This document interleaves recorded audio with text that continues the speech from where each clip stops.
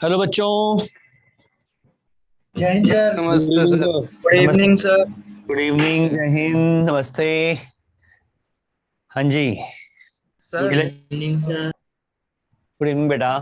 Sir एक electric field का DBP का क्वेश्चन आपको व्हाट्सएप किया था सुबह। सुबह किया था। जी सर सर, वो डीपीपी वायर में 8 और 9 तो बिल्कुल डाउट है। सेम है। हैं? आंसर आंसर क्वेश्चन में बहुत ज्यादा रिपीट हो रहे हैं सर। मतलब एक क्वेश्चन है जो टेस्ट में भी मतलब जो ऑलमोस्ट हर टेस्ट में आता है, एंड देन डीपीपी में भी क्वेश्चन बहुत रिपीट हो रहा है, मतलब नए क्वेश्चंस नहीं बन रहे कितने रिपीट हो रहे हैं? सर। सर डीपीपी 8 और सर डीपीपी दो 9 तो बिल्कुल सेम। डीपीपी 8 और 9 बिल्कुल सेम है। Yes sir. अरे आंसर वो गलती से हो गई होगी, ऐसा नहीं होगा। आंसर दो तीन क्वेश्चन, मतलब एक दो क्वेश्चन हर मतलब रिपीट हो रहे हैं, मतलब एक दो क्वेश्चन डीपीपी के टेस्ट में। अरे तो एक दो क्वेश्चन रिपीट हो रहे हैं, कोई बात नहीं, एग्जाम में रिपीट हो गए तो नहीं करोगे? नहीं, दोबारा आ गया, मैं नहीं कर रहा। क्या चलेगा ऐसा? Good evening sir. कर लें, दोबारा रिवीजन हो रहा है, क्या दिक्कत है? रिपीट भी हो रहे हैं तो उसमें टेंशन मत ले। सर उनके आंसर ना याद हो चुके हैं। कोई बात नहीं, सॉल्व कर तब मार्क कर। सर मुझे तो याद ही नहीं होते किसी क्वेश्चन के आंसर में, तो हर बार सॉल्व करना पड़ता है मुझे। याद भी है तो अभी तो कम से कम सॉल्व करके मार्क करो। एग्जाम में तो मार्क कर सकते हो डायरेक्टली, लेकिन अभी तो, लेकिन एग्जाम में भी ध्यान रखना, कई बार वो डाटा इधर उधर कर देते हैं और गड़बड़ हो जाती है। सर एक बार हो गया मेरे साथ ऐसा। हाँ, तो ये नहीं कि देखा और मार्क कर दिया, सॉल्व करो, मार्क करो। हाँ भाई, किसका था वो डाउट? मेरे को हाय हेलो तो भेज दो। सर अभी अभी भेजा, डिलीवर नहीं हुआ आपके पास। आपका फोन का नेट ऑन है? हाँ, मेरा तो नेटवर्क ऑन है बेटा। हाँ, और किसका डाउट है? मेरा भी। मेरे पास कोई व्हाट्सएप नहीं आया अभी तक। सर मैं भेजता हूँ। सर प्रिया का होमवर्क मैसेज क्वेश्चन दिया आया। था आपने। हाँ, क्या क्वेश्चन दिया था होमवर्क में? रिंग के सेंटर पे इलेक्ट्रिक फील्ड निकाली थी, lambda is equal to lambda naught cos theta. चलो फटाफट पहले वही कर लेते हैं। रिंग, रेडियस आर, ये एक्स एक्सिस, ये वाई एक्सिस, यहां से थीटा, और इस थीटा के रिस्पेक्ट में लैम्डा दे रखा था, lambda naught cos theta. Electric field निकालनी थी सेंटर पे। एलिमेंट ले लिया थीटा एंगल पे ही डी थीटा का, ये एलिमेंट हो गया। एलिमेंट की लेंथ होगी आर डी थीटा, इसकी वजह से इलेक्ट्रिक फील्ड इस तरफ होगी डीई की, थीटा एंगल पर, ठीक। और इस डीई की वैल्यू जो आएगी वो आएगी lambda naught cos theta, lambda into R D theta. ऐसे क्यों लिया सर? है बेटा? सर आपने जो डी थीटा जो एलिमेंट लिया है वो ऐसे क्यों लिया सर? हमेशा एलिमेंट ऐसे रिंग में ऐसे लेते हैं, थीटा पे डी थीटा। हर बार जब भी रिंग लिए तो एलिमेंट क्या ऐसा नहीं लिया? Okay sir. रिंग में जब भी एलिमेंट लेना है इसी तरह से लो, थीटा पे डी थीटा, आराम से होगा, ठीक है। और ये फंडे तो 11th वाले हैं, moment of inertia, centre of mass वाले। एलिमेंट लेने का प्रोसेस तो वहीं से स्टार्ट हुआ था। सर लिमिट लेने के क्यू अपॉन आर स्क्वायर, यहां तक का पार्ट समझ में आ रहा है? डीई। Yes sir. अभी कोई बच्चा लिमिट्स की Yes, बात sir. कर रहा था, क्या लिमिट्स बेटा? सर लिमिट्स लेने में प्रॉब्लम आ रही सर। लिमिट्स इस तरह से कंसिडर करनी चाहिए कि वो पूरी बॉडी या पूरा प्रोसेस कवर हो। ये वही मैं कह रहा हूं, ये सारा कुछ हम 11th में स्टार्ट करते हैं, मींस आपने 11th में अपनी ये चीज स्ट्रांग नहीं की। मैंने लास्ट क्लास में भी कहा था कि मोमेंट ऑफ इनर्शिया वाला पोर्शन रिपीट कर डालो, सारे डेरिवेशंस, कैसे एलिमेंट लिया, उस एलिमेंट की लेंथ कैसे निकाली, उसका एरिया कैसे निकाला, उसका वॉल्यूम कैसे निकाला, उस एलिमेंट का मास कैसे निकाला था, फिर डी कैसे निकाला था, और फिर डी को इंटीग्रेट करके आई निकाला था। वो मोमेंट ऑफ इनर्शिया वाला कॉन्सेप्ट अगर सारा रिपीट कर दोगे एज इट इज, यहां काम आ रहा है। थोड़ा सा एक्सटेंडेड पार्ट है क्योंकि यहां पे हम वेक्टर क्वांटिटी की बात कर रहे हैं, वहां पे स्केलर क्वांटिटी की बात करते थे। एक बार उस पार्ट को रिपीट कर लो बेटा, मोमेंट ऑफ इनर्शिया के सारे डेरिवेशंस, वरना इनमें दिक्कत आएगी। भाई एलिमेंट कैसे लेना है, अभी तो मैं स्फीयर पे पहुंचा नहीं। स्फीयर में एलिमेंट लेते हैं, सॉलिड स्फीयर में एलिमेंट स्फेरिकल शेल की फॉर्म में लेते हैं, उसका वॉल्यूम लेते हैं 4 पाई एक्स स्क्वायर dx। याद है कुछ ऐसा किया था? Yes sir. Yes sir. सारे फंडे एज इट इज, एलिमेंट कैसे लेना है, इंटीग्रेट कैसे करना है, लिमिट कौन सी लगानी है, ये सारे फंडे वो मोमेंट ऑफ इनर्शिया में स्टार्ट हुए थे और अब एंड तक चलेंगे ये सब कुछ। डी एक्स और डी वाई अलग अलग रहेंगे क्या? डिपेंड करता है बेटा कि आप वेरिएबल क्या इंट्रोड्यूस कर रहे हो। आप y कह रहे हो तो एलिमेंट dy, आप x कह रहे हो तो एलिमेंट dx। d का मतलब है चेंज। आपने y डिस्टेंस पे छोटा सा एलिमेंट लिया तो चेंज इन y dy कह दोगे, x डिस्टेंस पे छोटा सा एलिमेंट लिया तो dx कह दोगे। मैंने थीटा पोजीशन पे थोड़ा सा एलिमेंट ले लिया तो d थीटा कह दिया। क्या ये बात समझ में आ रही है? Yes, sir. अगर मैं यहां पे अल्फा लेता और इसे डी थीटा लिख देता तो काम ही गड़बड़ कर रहा हूं। पोजीशन ले रहा हूं अल्फा की, एलिमेंट डी अल्फा के डी थीटा कैसे आ जाएगा? थीटा की पोजीशन पे ही तो एलिमेंट डी थीटा का आएगा। ठीक है, हम किसी वेरिएबल पोजीशन पे उस वेरिएबल को वेरी करते हैं थोड़ा सा डी। अब इस डी थीटा को हम बढ़ाते बढ़ाते पूरा कवर कर लेंगे। क्या ये डी ई समझ में आ रहा है इधर? Yes sir. लेकिन जैसे जैसे मैं एलिमेंट चेंज करूंगा इलेक्ट्रिक फील्ड की डायरेक्शन चेंज होगी। अब मेरे को सोचना पड़ेगा कौन सा कैंसिल हो रहा है कौन सा नहीं। इस टाइप के क्वेश्चन के लिए स्ट्रेट फॉरवर्ड समझो, ये कॉन्सेप्ट आप कहीं भी लगा सकते हो। आपने एक वेरिएबल पोजीशन पे एक एलिमेंट लिया, उसकी वजह से इलेक्ट्रिक फील्ड निकाल ली। आप लिख सकते हो net electric field is equals to dE cos theta का integration minus I cap plus dE sine theta का इंटीग्रेशन माइनस जे कैप। क्या ये समझ में आया क्या किया मैंने? Yes sir. Yes sir, elements लेके मैंने लिए। सभी के x कंपोनेंट और y कंपोनेंट अलग ही कर दिए। डी कॉस अलग कर दिया, डी साइन कर दिया, सबके कॉस कंपोनेंट सबके साइन कंपोनेंट कर देंगे। ये x डायरेक्शन मिल जाएगा, ये y डायरेक्शन में। नेगेटिव साइन क्यों लगाया? क्योंकि जो एलिमेंट मैंने लिया है उसके अकॉर्डिंग तो x कंपोनेंट इधर आएगा और y कंपोनेंट इधर आएगा। जैसे जैसे थीटा चेंज होगा ये वैल्यू चार्ज भी चेंज होगा, वो आपने अब इसमें कंसिडर हो जाएगा। इससे आपको डायरेक्टली रिजल्ट मिल जाएगा। क्या ये क्लियर? Yes sir. फिजिक्स हो गई, फिजिक्स हो चुकी है खत्म। अब सर, सिर्फ रह गया मैथ्स। हाँ बेटा। सर जो सर ये मतलब पॉजिटिव चार्ज की डेंसिटी जो है वो चेंज हो रही है, तो उसका कोई फर्क नहीं पड़ेगा इसमें? पड़ेगा ना, जब डी पुट करेगा तो ये थीटा ये वाला वेरी नहीं करेगा। तो Yes, आपने sir. जो डेंसिटी वेरी कर रही है वो आपने इंटीग्रेशन में कंसिडर हो जाएगी। वो कॉस थीटा इंटीग्रेशन के बाहर थोड़ा आएगा। सर नेगेटिव चार्ज के लिए अलग से थीटा नहीं करेंगे?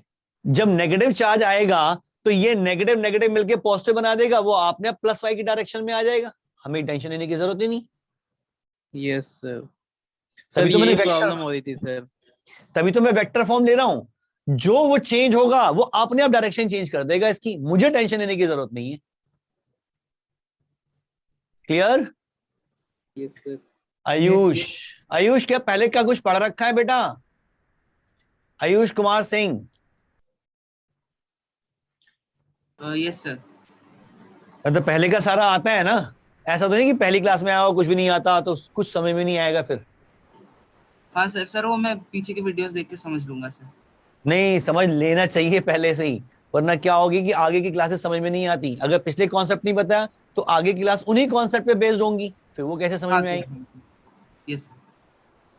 चलो अब इसके आगे का काम रह गया सिर्फ मैथ्स का। यहां पे मैं लिख रहा हूं माइनस इंटीग्रेशन डीई की वैल्यू, साथ साथ जो कांस्टेंट है उनको इंटीग्रेशन के बाहर भी रखता जाऊं। थोड़ा सा प्रोसेस तो स्लो होगा। डीई की जब ये वैल्यू यहां मैं पुट करूंगा तो इसमें से के लैम्डा नॉट आर, एक आर तो कैंसिल ही कर दें,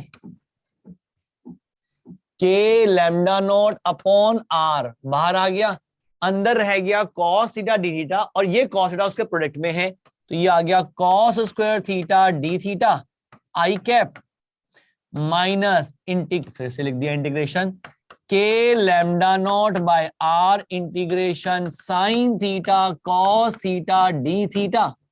देखो जी ठीक लिखा है। अभी लिमिट लगानी है। अब मैं थीटा को कैसे वेरी करूं कि पूरा रिंग कवर हो जाए? 0 to 2 पाई। 0 to पाई, क्योंकि एट ए टाइम एक ही एलिमेंट तो ले रहा हूं। पहले 0 पे लूंगा, फिर थोड़े से बड़े एंगल पे, फिर बड़े एंगल पे, बड़े एंगल पे, बढ़ाते बढ़ाते मुझे पूरा रिंग कवर करना है। तो 0 से 2 पाई तक इंटीग्रेट करूंगा तो पूरा रिंग कवर हो जाएगा। Yes sir. Yes, solve integration solve करना है, मुझे नहीं लगता कोई मुश्किल काम है। ये तो बताया भी था शायद, cos स्क्वायर थीटा का इंटीग्रेशन कैसे करते हैं पता है? Yes sir, 1 plus cos theta by 2। हाँ, k lambda not by r, इसको लिखते हैं हम 1 प्लस cos 2 थीटा बाय 2 को मैंने बाहर कर दिया, i कैप, अच्छा d थीटा रह गया, d थीटा i कैप 0 से 2 पाई तक minus k lambda not by r, इसको मैं साइन 2 थीटा बाय 2 लिख सकता हूं। Yes sir. Yes sir. तो मैंने लिख दिया साइन 2 थीटा बाय 2, कांस्टेंट है बाहर रख दिया, डी थीटा 0 से 2 पाई तक। मुझे लगता है कि इंटीग्रेशन में दिक्कत आएगी अब तो हो जाएगा इंटीग्रेशन। Yes sir. माइनस के lambda not by 2r, integration किया तो 1 का तो हो गया थीटा, कॉस 2 थीटा का हो गया प्लस का साइन 2 थीटा बाय 2, लिमिट 0 से 2 पाई, माइनस के lambda by 2r into sine 2 theta का integration minus cos 2 theta by 2, 0 से 2 पाई, जे कैप, यहां जे कैप रह गया और यहां पे आई कैप रह गया। एक कर लोगे सॉल्व, कोई स्टैंडर्ड रिजल्ट तो है नहीं, क्वेश्चन था, सॉल्व हो जाएगा लिमिट पुट करके। सर मैंने इसको डायमेट्रिकली अपोजिट दो एलिमेंट लेके माइनस पाई बाय 2 से पाई बाय 2 रेंज लगा करा, यानी कि यहां भी एलिमेंट ले लिया आफ्टर स्कूल, आपको 2D कर दिया मैंने बस, मतलब इसको भी 2 कर दिया, इसको भी 2 कर दिया। हाँ 2D कर दिया था सर। मैंने आपको सर क्वेश्चन भेजा था सर एक। सर हाई चला गया व्हाट्सएप पर, एक बार देख लीजिए। एक मिनट देखता हूँ बेटा, किसी का व्हाट्सएप भी खुल गया था। अब ये क्या था, अच्छा रिंग वाला जो क्वेश्चन कह रहे थे बेटा, समझ लो। Yes sir. देखो जी, एक अच्छा क्वेश्चन है, शायद डीपीपी का ही है क्वेश्चन। Yes sir. एक रिंग दे रखी है, रेडियस आर का है और उसके सेंटर से एक वायर स्टार्ट हो रही है ऐसे, और उस पे पूरे पे है पॉजिटिव चार्ज। और क्वेश्चन पढ़ लेते हैं। A system consists of a thin charged wire of ring of radius r and a very long uniformly charged thread oriented along the axis of the ring with one of its end coinciding with the center of the ring. The total charge on the ring is equal to Q. The charge on the thread per unit length is lambda. इस पे lambda है। Find the interaction force between the ring and the thread. इन दोनों में interaction force निकालना है। इसका मतलब मैं निकाल रहा हूं रिंग की वजह से इस पे कितना फोर्स लगेगा। तो मैंने क्या किया भाई, एक रेफरेंस दिया इसका सेंटर, इससे x डिस्टेंस पे एक छोटा सा एलिमेंट dx का ले लिया। देखो मैंने x लिया है तो एलिमेंट dx का है, y लेता तो एलिमेंट dy लिख देता मैंने वेरिएबल x एज्यूम कर लिया। x डिस्टेंस पे छोटा सा एलिमेंट dx का, इस dx एलिमेंट पे जो चार्ज होगा वो लैम्डा इंटू dx का होगा। लैम्डा की चार्ज डेंसिटी, dx लेंथ, तो चार्ज हो जाएगा लैम्डा इंटू dx। अब इस रिंग की वजह से इसकी पोजीशन पर जो इलेक्ट्रिक फील्ड होती है वो इस डायरेक्शन में होती है, और इस इलेक्ट्रिक फील्ड का फॉर्मूला हमें पता है के Q x upon are square plus x square की पावर 3/2। क्या ठीक लिखा है? सर नीचे जो रिंग है सर वो क्या पॉजिटिवली चार्ज्ड है? दे रखा है क्यों? हाँ अच्छा ओके सर ओके। वो गिवन है क्यू, उसमें क्यू चार्ज है। इस रिंग की वजह से यहां पर इस पोजीशन पर इलेक्ट्रिक फील्ड निकाल ली, और इस पोजीशन पे जो ये चार्ज है लैम्डा dx, उस पे जो फोर्स लगेगा वो लगेगा k Q x upon are square plus x square की power 3/2 electric field into charge. Yes sir. Q into E force हो गया। इस एलिमेंट पे इतना फोर्स लगा, लेकिन हर एलिमेंट पे फोर्स लगेगा और सारे फोर्स एक ही डायरेक्शन में लगेंगे। मींस मैं ऐड कर सकता हूं, तो मतलब मैं इंटीग्रेशन कर सकता हूं, और इस इंटीग्रेशन में वेरिएबल है x, x को वेरी करूंगा 0 से इंफिनिटी तक। x की वैल्यू 0 से स्टार्ट हो रही है और इंफिनिटी पे जाएगी तो पूरी वायर कवर हो जाएगी। Yes sir. Yes sir. बस सॉल्व कर दो। देखो जी इसमें ये हो गया है बेटा, सर, आप रहने दीजिए सर। इंटीग्रेशन तो कर लोगे? Yes sir. सर सर कैसे मैंने करोगे? दूसरे तरीके से किया कैसे बेटा? सर, जैसे सिस्टम के ऊपर फोर्स निकालना था ना इसमें, हाँ तो मैंने इस रिंग के ऊपर फोर्स निकाला तो एक तो लगेगा डाउनवर्ड और एक लगेगा साइड साइड वाले सारे कैंसिल हो जाएंगे पर यूनिट वो लेंथ लेकर। बिल्कुल यही बताता था, ये बहुत आसान है, 2 वो मिनट में बहुत आसान है, इंटीग्रेशन भी नहीं करना पड़ेगा उस पर। यस सर, इंटीग्रेशन नहीं करा। दूसरा कॉन्सेप्ट भी समझ लो बेटा, और वो ज्यादा आसान है, इसमें तो इंटीग्रेट करना पड़ रहा है, उसमें इंटीग्रेशन भी नहीं करना पड़ेगा। ये रिंग और ये थ्रेड, लैम्डा और क्यू, ऐसे ही है, डायमेंशन दे रखी हैं। मैंने रिंग पे यहां पे एक एलिमेंट लिया, अब मैंने एलिमेंट इस पे लेने की बजाय इस पे ले रहा हूं। मींस पहले मैंने निकाला था इसकी वजह से इस पे फोर्स, अब मैं निकाल रहा हूं इसकी वजह से रिंग पर फोर्स। इस पूरे को बॉडी को ले लिया और रिंग पे फोर्स निकालते हैं, तो रिंग पे फोर्स निकालना, तो रिंग पे छोटा सा एलिमेंट ले लिया, dx लेंथ का मान लो। तो इस रिंग की, इस वायर की वजह से यहां पे इलेक्ट्रिक फील्ड इस डायरेक्शन में होती है 45 डिग्री पर, याद है, √2 k लैम्डा बाय r। याद आ रहा है कोई रिजल्ट? तो सेमी इनफाइनाइट मत लो ऐसे, आप ऐसा भी कर सकते थे कि यहां पर जो इलेक्ट्रिक फील्ड है उसके दो कंपोनेंट्स होते थे, इधर इलेक्ट्रिक फील्ड होती थी k लैम्डा बाय r और इधर होती थी k लैम्डा बाय r, जिसका result √2 k lambda by r था। इसकी वजह से यहां पे इलेक्ट्रिक फील्ड ऐसे होगी, और इस पे चार्ज अगर dq का है, अगर चार्ज dq का है तो इस पे जो फोर्स लगेगा इंटू dq, इस पे जो, इसकी वजह से जो फोर्स लगेगा इंटू dq, यही करूंगा। ऐसा ही एलिमेंट अगर मैं यहां ले लूं, है बेटा? सर के लैम्डा बाई आर, हाँ, सर वो कैसे लिखा? अरे वो रिजल्ट ड्राइव किया था, सेमी इनफाइनाइट वायर, लैम्डा की चार्ज डेंसिटी, और यहां पर इलेक्ट्रिक फील्ड निकालनी है r डिस्टेंस पर, तो एक कंपोनेंट इधर आता था k लैम्डा बाय r और एक कंपोनेंट इधर k lambda by r, E perpendicular E parallel. याद आ रहा है कुछ? हाँ सर। वही तो लिखा। रिजल्ट पुराने कैसे भूल रहे हो? अब अगर मैं एलिमेंट यहां लेता हूं तो इसकी वजह से यहां पे इलेक्ट्रिक फील्ड E परपेंडिकुलर इधर और E पैरेलल इधर आएगी। Yes sir. ये वाला पार्ट और ये वाला पार्ट तो कैंसिल हो जाएगा, सेम होगा। Yes sir. ऐसे ही रिंग के हर पार्ट के लिए देखे, डायमेट्रिकली अपोजिट जो दो एलिमेंट होंगे उनके ये वाले पार्ट तो कैंसिल होते जाएंगे सारे, यस सर। बचेंगे सिर्फ ये वाले पार्ट, और Yes, सभी की value same, k lambda by r into D Q. तो जब इंटीग्रेट करेंगे तो ये तो बाहर ही आ जाएगा, सिर्फ डी क्यू का इंटीग्रेशन होगा, और डी क्यू का इंटीग्रेशन मतलब इसका पूरा चार्ज क्यू। तो सिंपल सिंपल नेट आंसर आ गया k lambda by r into Q, खत्म। Yes sir. इंटीग्रेट करके देख लो, रिजल्ट यही आएगा। क्या दोनों लॉजिक समझ में आ रहे हैं? सर मैं तो सर इसी में कंफ्यूज था सर कि पहले मतलब रिंग पे dx लेना है कि उस पे सर वायर पे? दोनों में से कहीं भी ले सकते हो, दोनों ही तरीके ठीक है। सेकंड वाला ज्यादा आसान। बहुत आसान है, इंटीग्रेशन ही नहीं करना पड़ा, सिंपल लॉजिक से हो गया काम। हाँ सर। सर इसकी नेगेटिव डायरेक्शन होगी ना?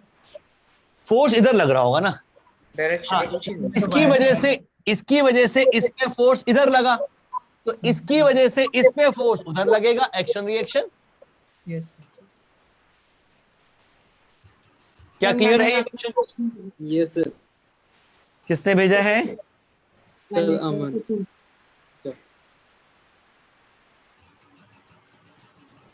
ठीक है, लिखा है फर्स्ट क्या कर, फर्स्ट तो आ गया। अब तो बहुत सारे मैसेज आ गए, फटाफट फटाफट। अच्छा हाँ जी, एक क्वेश्चन और डीपीपी का है। तुम तो हर क्लास में मेरे से डाउट ही पूछा करो, बस पढ़ा मत करो आगे। अरे ये तो आसान क्वेश्चन था बहुत। सर रहन दो, ये हो गया, गलती से चला गया मेरे से। वो थीटा वाला? Yes sir. हाँ, वो आप शायद गलती कर रहे हो, आप सेमी इनफाइनाइट सोच रहे थे। ये Yes, 30 sir, degree, yes, sir. हाँ ये 30 डिग्री पे बाउंड हो गई है, यस फाइनाइट है। यही हुआ है। हाँ, अभी हाँ। देखा मैंने तो हो गया। बढ़िया। सर एक मैंने भी भेजा था क्या नाम? कुसुम। कुसुम। आपका नंबर मेरे पास सेव नहीं है, ढूंढना पड़ेगा। सर मैं वापस कर क्वेश्चन स्टार्ट है। Particle of charge 1 microcoulomb. Yes sir. सुन लो बेटा फिर। A particle of charge 1 microcoulomb of mass 1 gram moving with velocity 4 meter per second is subjected to a uniform electric field of magnitude this is the final speed can know me. इसे छोड़ दे अभी, आज की class के बाद हो जाएगा बेटा।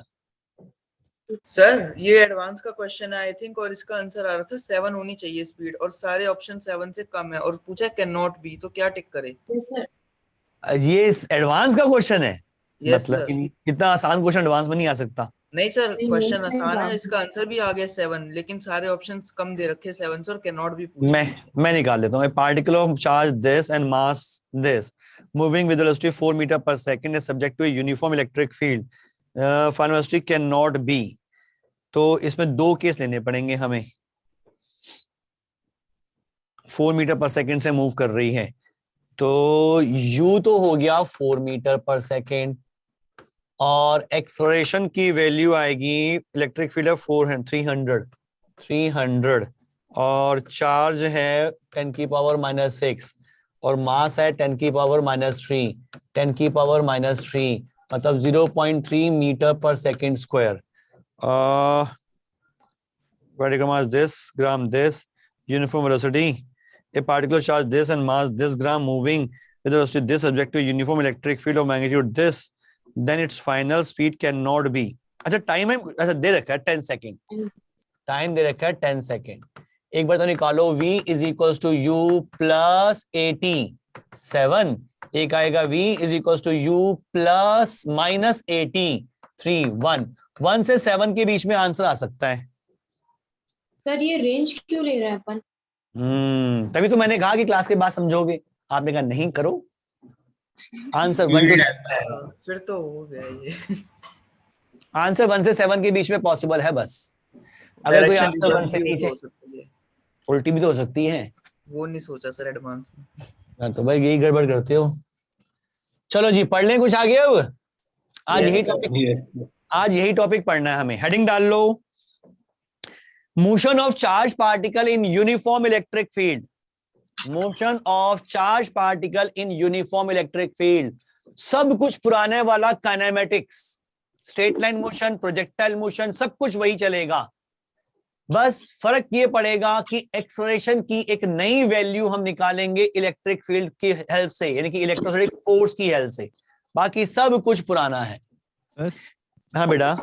सर मेरा एक फिजिक्स में सर मुझे प्रॉब्लम आ रही है कि जो सर पुराने कॉन्सेप्ट से रिलेटेड जो क्वेश्चंस होते हैं सर वो नहीं होते हैं। हाँ, तो पुराने कॉन्सेप्ट अपने स्ट्रॉन्ग नहीं किए होंगे 11th में, मजाक मजाक में निकाल दी होगी 11th। हाँ? क्या ऐसा हुआ? पर शायद ऐसा हुआ है। हाँ, तो उस गलती को सुधारने का अभी टाइम है, बहुत टाइम है, लेकिन आपको थोड़ा सा काम करना पड़ेगा एक्स्ट्रा। 11th के टॉपिक्स रिपीट करो, खासकर पहले mechanics, kinematics, laws of motion, work energy, rotation. आपके पास रिकॉर्डिंग्स होंगी। Yes sir. पढ़ा होगा आपने, क्लास तो अटेंड किए हैं। यस सर, क्लासेस अटेंड किए हैं, बट सर न्यूमेरिकल्स की प्रैक्टिस नहीं है। वो तो चाहिए भैया। तो जो डीपीपी मिले थे, जो मॉड्यूल मिले थे, क्या उनको किया था? मैं 11th में एमसी माई क्लासरूम से नहीं पढ़ा हूँ। अच्छा, तो जहां से भी पढ़े हो नोट्स आपके पास होने चाहिए। और एक क्वेश्चन, और अभी क्या करो, क्वेश्चन बैंक भी कहां से लोगे? आपके पास 11th का मटेरियल तो अवेलेबल नहीं होगा फिर। सर मेरे पास में एचसी वर्मा अवेलेबल है। एचसी वर्मा से काम नहीं चलेगा। डीसी पांडे है? डीसी पांडे कोई भी रेफरेंस, ऐसी बुक है जो ऑब्जेक्टिव कर, जिसमें क्वेश्चन हो, जिसमें ऑब्जेक्टिव क्वेश्चन हो, ऐसी कोई बुक है? 11th के मॉड्यूल है। 11th के मॉड्यूल है तो बहुत है, जिसके पास मॉड्यूल नहीं है मैं उनकी बात कर रहा हूँ। सिंगेज तो अभी थोड़ा, जब कॉन्फिडेंस नहीं है तो सिंगेज को हाथ मत लगाना, बिल्कुल खत्म हो जाएगा कॉन्फिडेंस। अगर आपको ऑब्जेक्टिव में कॉन्फिडेंस है, जो मैं करवा रहा हूं वो समझ में आ रहा है, तो सिंगेज ट्राई कर सकते हो। लेकिन यही समझ में नहीं आ रहे 11th के फंडे, तो सिंगेज गलती से हाथ में उठा लेना, जो भी आता है वो भी गड़बड़ कर दोगे। फिर एक ऐसी बिल्कुल बेसिक बुक उठानी है, कोई भी ऑब्जेक्टिव बुक। कोई अच्छा स्कूल लेवल के लिए कौन सी बुक ले रखी है? एनसीईआरटी। और कोई reference book? SL Pradeep, S Arora, उनमें भी हर चैप्टर के बाद ऑब्जेक्टिव क्वेश्चंस होते हैं। Yes sir. एडवांस लेवल पे भी होते हैं। बस सब उसमें से कर लो सारे इसमें ऑब्जेक्टिव PYQ भी होते हैं। है बेटा, PYQs भी होते हैं उसमें। सर अभी हमें 12th का मॉड्यूल मिलने वाला है, कितने फिर सर कोई 11th को? करवाना शुरू कर दे। 12th का तो मिलेगा, 11th का तो करो जो उन्होंने छोड़ रखा है। नहीं सर 12th सर 11th को कितने टाइम दे सर? है बेटा, सर 11th को कितने टाइम दे सर अभी? 11th को ऐसा है बेटा, जितना टाइम भी बचे आपका, कोशिश करो मैक्सिमम बचे, कम से कम 1 से 1.5 घंटा तो रोज देना पड़ेगा। Okay sir. सर मैकेनिक्स पूरा ना, जिसमें कि सर, सिर्फ रिवीजन के लिए या फिर पूरा topics काइनेमेटिक्स के लॉज, मतलब स्टार्टिंग से लेकर रोटेशन तक का पार्ट तो पूरा रिवाइज होना चाहिए, क्योंकि सारा कुछ काम आएगा यहाँ पर। सर चैप्टर बता दो सर। किस चीज के चैप्टर? सर 11th के चैप्टर्स। सर ज्यादा इम्पोर्टेंट रोटेशनल डायनामिक्स तक सब कुछ इंपॉर्टेंट है। अभी की बात करूं, इंपॉर्टेंट तो सब कुछ है, अगर इंपॉर्टेंट नहीं होता तो पढ़ाया क्यों जाता? यस इंपॉर्टेंट तो सब कुछ है, लेकिन अभी के लिए मैकेनिक्स का पूरा पोर्शन आपको आना चाहिए, क्योंकि वो सब काम आ रही है। नेक्स्ट चैप्टर कोई सा इंडिपेंडेंट चैप्टर ले लेना ना प्लीज। इलेक्ट्रोस्टैटिक्स के बाद जो स्टार्ट होगा करंट इलेक्ट्रिसिटी, वो इंडिपेंडेंट टॉपिक होगा, उसमें मैकेनिक्स काम नहीं आएगी। Thank you sir. Okay sir. चलो अभी देख ले बेटा, हेडिंग डालनी है आपने, motion of charge particle in uniform electric field. पहले तो हम समझें कि यूनिफॉर्म इलेक्ट्रिक फील्ड को हम रिप्रेजेंट कैसे करते हैं। जब हमने इलेक्ट्रिक लाइंस की प्रॉपर्टीज पढ़ी थी तो हमने डिस्कस किया था कि इलेक्ट्रिक लाइंस की जो डेंसिटी है वो इलेक्ट्रिक फील्ड इंटेंसिटी के प्रोपोर्शनल होती है। Yes sir. Yes sir. Means जितनी इलेक्ट्रिक लाइंस की डेंसिटी ज्यादा होगी, मींस वहां पे इलेक्ट्रिक फील्ड उतनी ज्यादा स्ट्रॉन्ग होगी। यस। मैं चाहता हूं एक uniform electric field. Uniform electric field का मतलब क्या होता है कि हर जगह इलेक्ट्रिक फील्ड की क्वांटिटी और डायरेक्शन सेम रहे। जब मैं कह रहा हूं यूनिफॉर्म इलेक्ट्रिक फील्ड, तो हर जगह इलेक्ट्रिक फील्ड सेम रहनी चाहिए, और इलेक्ट्रिक फील्ड तो एक वेक्टर क्वांटिटी है, तो मैग्नीट्यूड वाइज भी और डायरेक्शन वाइज भी सेम होनी चाहिए। तो यूनिफॉर्म इलेक्ट्रिक फील्ड को हम रिप्रेजेंट करते हैं इक्विडिस्टेंट पैरेलल लाइन से, इस तरह से इन सब के बीच का गैप बराबर रखने की कोशिश करते हैं, और डायरेक्शन भी सेम, यानी कि इस पूरे स्पेस में एक यूनिफॉर्म इलेक्ट्रिक फील्ड हमने लगा दी। तो यूनिफॉर्म इलेक्ट्रिक फील्ड को रिप्रेजेंट कैसे कर रहे हैं, समझ में आ रहा है? यस इसी यूनिफॉर्म इलेक्ट्रिक फील्ड में अब हम चार्ज पार्टिकल को मूव कराएंगे, लेकिन कैसे कैसे हो सकता है वो सब देखना है।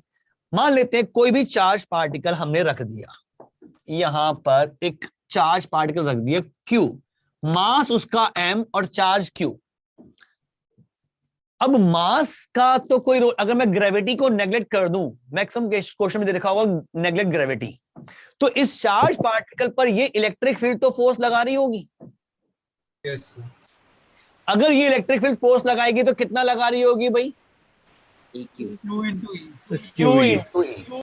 अगर एक पार्टिकल जिसका मास m है उस पर कुछ फोर्स लग रहा है, तो उसका एक्सप्रेशन निकाल सकते हैं, yes sir. is equal to M है। QE by M। Yes yes sir. किसी का माइक ऑन रह गया, बंद कर दो भाई। QE by M, ये एक्सप्रेशन किस डायरेक्शन में होगा? राइट में। तो चार्ज पॉजिटिव तो सेम डायरेक्शन, नेगेटिव का अपोजिट। बहुत बढ़िया। अगर ये चार्ज पॉजिटिव तो राइट में इलेक्ट्रिक फील्ड की डायरेक्शन में, और चार्ज अगर नेगेटिव तो उसके अपोजिट। लेकिन जो भी एक्सप्रेशन होगा वो कांस्टेंट रहेगा, यानी कि एक यूनिफॉर्म इलेक्ट्रिक फील्ड में अगर कोई चार्ज पार्टिकल फ्री है मूव करने के लिए, तो उसका एक्सेलरेशन कांस्टेंट रहता है। यानी कि अब हमें बात करनी है motion of a body under constant acceleration, और ये काम तो हम काइनेमेटिक्स में कर चुके हैं सारा। एक्सप्रेशन कांस्टेंट होगा। देख QEM, क्या चीज चेंज हो रही है? चार्ज पार्टिकल का चार्ज नहीं, मास नहीं, इलेक्ट्रिक फील्ड नहीं, अरे यूनिफॉर्म दे रखी है, यस सर। तो एक्सप्रेशन कांस्टेंट हो गया। इवन मैग्नीट्यूड भी और डायरेक्शन भी, वो भी फिक्स होगी, वो भी चेंज नहीं होगी टाइम के साथ। तो जब एक्सप्रेशन कांस्टेंट है तो चार्ज पार्टिकल का मोशन तो बड़े आराम से देख सकते हैं। मान लो मैं कहता हूं पहला केस, अगर मैंने वेलोसिटी इधर दी u1, पॉजिटिव चार्ज मान के चलो इसे, अगर मैंने u1 इधर दिया तो इस चार्ज पार्टिकल का मोशन कैसा होगा, पाथ कैसा होगा? Straight straight path. पैराबोलिक क्यों होगा भाई? u इधर, mg भी तो लगेगा नीचे। mg तो मैंने कहा ना नेग्लेक्ट कर दो। अच्छा हाँ सर, तो स्ट्रेट लाइन मैंने होगा। स्टार्टिंग में कहा ग्रेविटी को नेग्लेक्ट कर दो, तो उस केस में एक्सेलरेशन भी इधर और इनिशियल वेलोसिटी भी इधर, तो ये ऐसे ही चलता रहेगा। Yes sir. दूसरा केस, अगर मैंने u इधर दे दिया तो क्या होगा? पाथ अपोजिट डायरेक्शन में दे दिया तो स्ट्रेट लाइन तब भी स्ट्रेट लाइन जाएगा, रुकेगा और फिर वापस आ जाएगा। पहले इधर जाएगा, रुकेगा, फिर वापस आके इधर चला जाएगा। भाई किसी बॉडी को ऊपर फेंकते हो तो जाती है, रुकती है, वापस आती है, वही केस तो आ गया। बस मैंने उस वर्टिकल को घुमा के हॉरिजॉन्टल बना दिया। भाई उसमें क्या था कि एक्सेलरेशन नीचे था, वेलोसिटी आपने ऊपर दी, बॉडी गई, रुकी, वापस आ गई। और बॉडी को नीचे फेंकते हो तो नीचे चलती रहती है, ये वो वाला केस आ गया। भाई उसमें आप g यूज कर रहे थे, यहां यूज कर रहे हैं QE/m, सिर्फ इतना फर्क है, बाकी सब कुछ वही। एक और केस ले लो, मान लो इलेक्ट्रिक फील्ड इस डायरेक्शन में है, यूनिफॉर्म इलेक्ट्रिक फील्ड, और मैंने इसमें जो चार्ज पार्टिकल रखा उसको वेलोसिटी मैंने इस तरफ दे दी, इस तरफ वेलोसिटी दे दी, तो कैसे जाएगा ये? पैराबोलिक होगा। इसका पैराबोला ऐसे कुछ चलेगा, क्योंकि एक्सेलरेशन इस तरफ है। भाई हम जो ग्रेविटी, मोशन अंडर ग्रेविटी करते थे उसमें प्रोजेक्टाइल मोशन में पढ़ा था भाई, ये एक्स एक्सिस, ये वाई एक्सिस, इधर कोई स्पीड दो, वेलोसिटी दो u at an angle theta, तो पार्टिकल ऐसे घूमता था। Yes. ऐसे क्यों जाता था? क्योंकि नीचे की तरफ acceleration due to gravity g नीचे होता था। अब एक्सेलरेशन इस तरफ है, वेलोसिटी इधर दे दी, तो घुमा के समझ ले कि ये ऐसा है, इस पिक्चर को काट और ऐसे घुमा दे 90 डिग्री, तो ऐसी कुछ पिक्चर बन जाएगी। बस g की जगह पर एक्सेलरेशन की वैल्यू QE/m हो जाएगी, बाकी तो वही सब कुछ पुराना काम। क्या ये क्वेश्चन समझ में आ रहे हैं? यस सर हमने स्टार्टिंग में जो वेलोसिटी दी उसको, अगर हम स्टार्टिंग में हमने पार्टिकल को वेलोसिटी दी, अगर हम कुछ टाइम बाद उसको दोबारा वेलोसिटी दें, जब वो डायरेक्शन चेंज करने लगे, एक्सेलरेशन के डायरेक्शन में आने लगे, अगर हम उसको दोबारा उसको हम वेलोसिटी दें तो वो वैसे ही सीधा हो जाएगा ना, तो उसका तो वो एक स्ट्रेट लाइन फॉलो करने लग जाएगा अगर हम कुछ टाइम बाद उसको वेलोसिटी देते रहे। वेलोसिटी देते रहें, कैसे देते रहें ये बताना पड़ेगा, किस डायरेक्शन में दे रहे हो, और जो उसकी ओरिजिनल वेलोसिटी क्या उसको हम खत्म कर दें?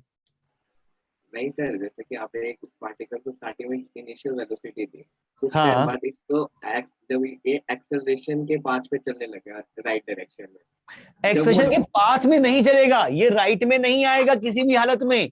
क्या ये पार्टिकल कभी वर्टिकल होगा? No sir. No sir. तो ये पार्टिकल कभी इलेक्ट्रिक फील्ड के पैरेलल आएगा? नहीं आएगा,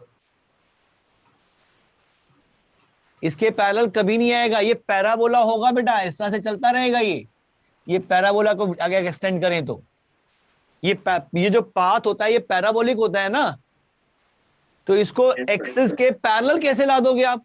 पॉसिबल ही नहीं है। But just before touching the ground वो वर्टिकल हो जाता है जमीन से। तो किसने कहा? किसने कहा? नहीं, ये तो मैंने कभी नहीं पढ़ा। Just before impact. ये हाइट, यहां से किसी बॉडी को मैंने वेलोसिटी दे दी 50 मीटर पर सेकेंड एट एन एंगल कुछ भी मान लो 37 डिग्री, 200 मीटर की हाइट पर ये ऐसे जाएगा और ऐसे स्ट्राइक करेगा। यहां पे उसकी वेलोसिटी क्या वर्टिकल हो जाती है? सर यहाँ पे एंगल निकालने का फॉर्मूला भी होता है। अरे एंगल निकालने के लिए पूछा भी जाता है। इंक्लाइंड प्लेन में हो सकती है वर्टिकल बस। इंक्लाइन प्लेन के वर्टिकल हो सकती है, यस सर, हॉरिजॉन्टल के vertical means exactly vertical, horizontal के परपेंडिकुलर तो नहीं हो सकती, उसका हॉरिजॉन्टल इंक्लाइन प्लेन के परपेंडिकुलर हो सकती है। यस सर, वही मतलब थीटा वाला कंपोनेंट वर्टिकल होगा। भाई यहाँ पे आपने 50 cos 37 दिया, 50 cos 37 वो तो कभी खत्म ही नहीं होगा, क्योंकि इस डायरेक्शन में तो एक्सप्रेशन है ही नहीं। Yes sir. वाई डायरेक्शन की वेलोसिटी चेंज होती है ना, तो नेट वेलोसिटी तो इधर कहीं आएगी, वर्टिकल कैसे हो जाएगी? Yes sir. हाँ बेटा, कोई किसी को प्रोजेक्टाइल मोशन में दिक्कत है? तो ये अगर मैं इलेक्ट्रिक फील्ड इधर लगा दूं और ग्रेविटी को नेग्लेक्ट कर दूं कि ग्रेविटी है ही नहीं, ग्रेविटी फ्री स्पेस में चले गए, सिर्फ इलेक्ट्रिक फील्ड है, और मैंने यहां से किसी बॉडी को जिसका मास m चार्ज q का है एक u वेलोसिटी प्रोवाइड कर दी एट एन एंगल थीटा, तो इसका पाथ भी तो वैसा ही होगा जैसे ये चल रहा है। Yes sir. वही सब कुछ है, फर्क क्या पड़ा? सिर्फ g को हम रिप्लेस कर देंगे QE/m से, खत्म, बाकी सब कुछ वही प्रोजेक्टाइल मोशन। सर एक चीज पूछनी थी इसमें। बोल बेटा। हमने जैसे QEM ये तीनों मतलब उस पर डिपेंडेंट नहीं है रेफरेंस फ्रेम पे, तो ये हर रेफरेंस फ्रेम सेम ही रहेगी इसकी एक्सेलरेशन इस केस में? QE और M कोई भी रेफरेंस फ्रेम पे तो डिपेंडेंट है ही नहीं ना। QEM हाँ ठीक है, ये रेफरेंस फ्रेम पे डिपेंडेंट नहीं है, फिर सर मतलब डिपेंड नहीं करेगी ना कभी भी किसी क्वेश्चन में? क्यों ऐसा? अच्छा, यहाँ पे जो G है एक्सेलरेशन ड्यू टू ग्रेविटी, क्या वो रेफरेंस फ्रेम पे डिपेंड करती है? नहीं, वो भी नहीं करती है। तो फिर यहाँ पे क्या हर रेफरेंस फ्रेम में सेम एक्सेलरेशन लेके चलते हो? नहीं, जीरो कर देते नो हैं सर। एक्सेलरेशन तो। वो तो क्या कर देते हो, जीरो? नहीं सर ठीक है, मुझे समझ में आ गया मैं कहाँ गड़बड़ कर रहा हूँ। अरे तो वो तो डिपेंड कर रहा है रेफरेंस फ्रेम इनर्शियल है या नॉन इनर्शियल। अगर सर। नॉन इनर्शियल है तो इनर्शियल बनाने के लिए आपको MA लगाना पड़ेगा, तो वो Yes, तो sir. कंसिडर करना ही पड़ेगा। हाँ गलती हो गई। और तो बोलो। हाँ बोलो। तो जितने भी हमारे फॉर्मूला आए थे काइनेमैटिक्स में सर, तो उन सबको हम QE/m से रिप्लेस कर देंगे ना? हाँ, बिल्कुल सब कुछ वही, एक्सप्रेशन चेंज हुआ, बाकी सब कुछ तो वही है। एक क्वेश्चन कर लेते हैं। हमें कहा गया भाई राइट डायरेक्शन में एक यूनिफॉर्म इलेक्ट्रिक फील्ड है, ठीक, और हमने या इसमें एक पार्टिकल को यहां से ऐसे फेंका 30 मीटर पर सेकेंड, और ये एंगल 37 डिग्री का है, तो ये इसी वर्टिकल लाइन पर दोबारा कहां कितने डिस्टेंस के बाद टच करेगा? अगर ये y एक्सिस में मान लेता हूं और ये पूछ लेते हैं कि ये पार्टिकल जिसका मास सपोज 1 kg का है, ग्रेविटी को नेग्लेक्ट कर देना है, तो ये पार्टिकल वापस y एक्सिस को कितने डिस्टेंस पे क्रॉस करेगा? क्या करोगे? सर रेंज का फॉर्मूला लगा देंगे। कब आएगा वेलोसिटी से कंपोनेंट लेंगे। कुछ नहीं करना, रेंज का फॉर्मूला लगाना है। समझो जरा, इलेक्ट्रिक फील्ड इधर है तो फोर्स इधर लग रहा होगा, चार्ज दे रखा होगा, इसका कुछ मास दे रखा है, तो चार्ज मान लेते हैं भाई, इजी कर लेते हैं, 1 कूलम चार्ज ही है। इलेक्ट्रिक फील्ड मैंने मान ली 20 वोल्ट पर मीटर, या इसे हम न्यूटन पर कूलम भी कह सकते हैं। अभी तक तो हम न्यूटन पर कूलम की ही बात कर रहे हैं, अभी ये यूनिट हमने पढ़ी नहीं है, लेकिन इलेक्ट्रिक फील्ड की ये दोनों यूनिट्स होती हैं, वोल्ट पर मीटर भी होती है और न्यूटन पर कूलम भी होती है। अब अगर मैं देखूं तो फोर्स तो इधर लगेगा, वेलोसिटी इधर दी है, तो इस पार्टिकल का मोशन कुछ ऐसे होगा। Yes sir. बिल्कुल, तो ये जो डिस्टेंस है ये रेंज के बराबर ही तो आएगी। Yes sir. और रेंज का फॉर्मूला क्या होता है? u square sin 2 theta by g। u square sine 2 theta by g. लेकिन अब जी की जगह पे क्या लिखूंगा? QE/m। बस डाटा पुट करो, आंसर आ जाएगा। Yes sir. सर इधर मास 1 किलो दे रखा है, फिर भी ग्रेविटी नेग्लेक्ट कर दे। मैं कह रहा हूं मैं स्पेस में ले गया ना जहां ग्रेविटी है ही नहीं, अच्छा ठीक है, वहां पे एक्सपेरिमेंट कर रहे हैं। Okay sir. तो motion in uniform electric field, simple है बिल्कुल, पूरा वही काइनेमेटिक्स जो पहले किया था। सर अगर जी आता है तो सर हम नेट एक्सेलरेशन निकालेंगे ना इसका। हाँ बिल्कुल, अगर दोनों चीजें आ जाती तो फिर काइनेमेटिक्स के क्वेश्चन, जैसे कि एक क्वेश्चन कर लेते हैं उसका भी। भाई मैं कहता हूँ टेस्ट में एडवांस वाले में आए थे बहुत सारे ऐसे क्वेश्चंस। तो अब मान ले उसमें मोशन वाले क्वेश्चन भी आए थे। यस यस सर, सर, काफी अच्छे क्वेश्चन बता थे। सर एक ऐसा क्वेश्चन था कि दो प्लेट हैं तो वो मेनली कितनी एक्सेलरेट। सब बोलोगे तो मुझे कुछ समझ में नहीं आएगा बेटा। मैंने मान लिया राइट डायरेक्शन में एक यूनिफॉर्म इलेक्ट्रिक फील्ड है 10 न्यूटन पर कूलम की, और ये वर्टिकल प्लेन है, अब ग्रेविटी है, और मैंने यहां पे एक बॉडी ली जिसका मास 1 kg का है और चार्ज 1 कूलम का है, चार्ज 1 कूलम का है, और उसको मैंने इधर एक वेलोसिटी दे दी 10 मीटर पर सेकंड की ए पॉइंट से। मान लो ये ग्राउंड है और वो पूछ ले कि ये इसकी जो हॉरिजॉन्टल रेंज है ये बताओ कितनी होगी। क्या आप निकाल सकते हो? और जी की वैल्यू यूज करनी है 10 मीटर पर सेकंड स्क्वायर। क्या ये क्वेश्चन कर सकते हो? सर क्या मैं थीटा दे रखा है? थीटा भी दे रखा है, बिल्कुल ले लो थीटा 37 डिग्री, आसान सा।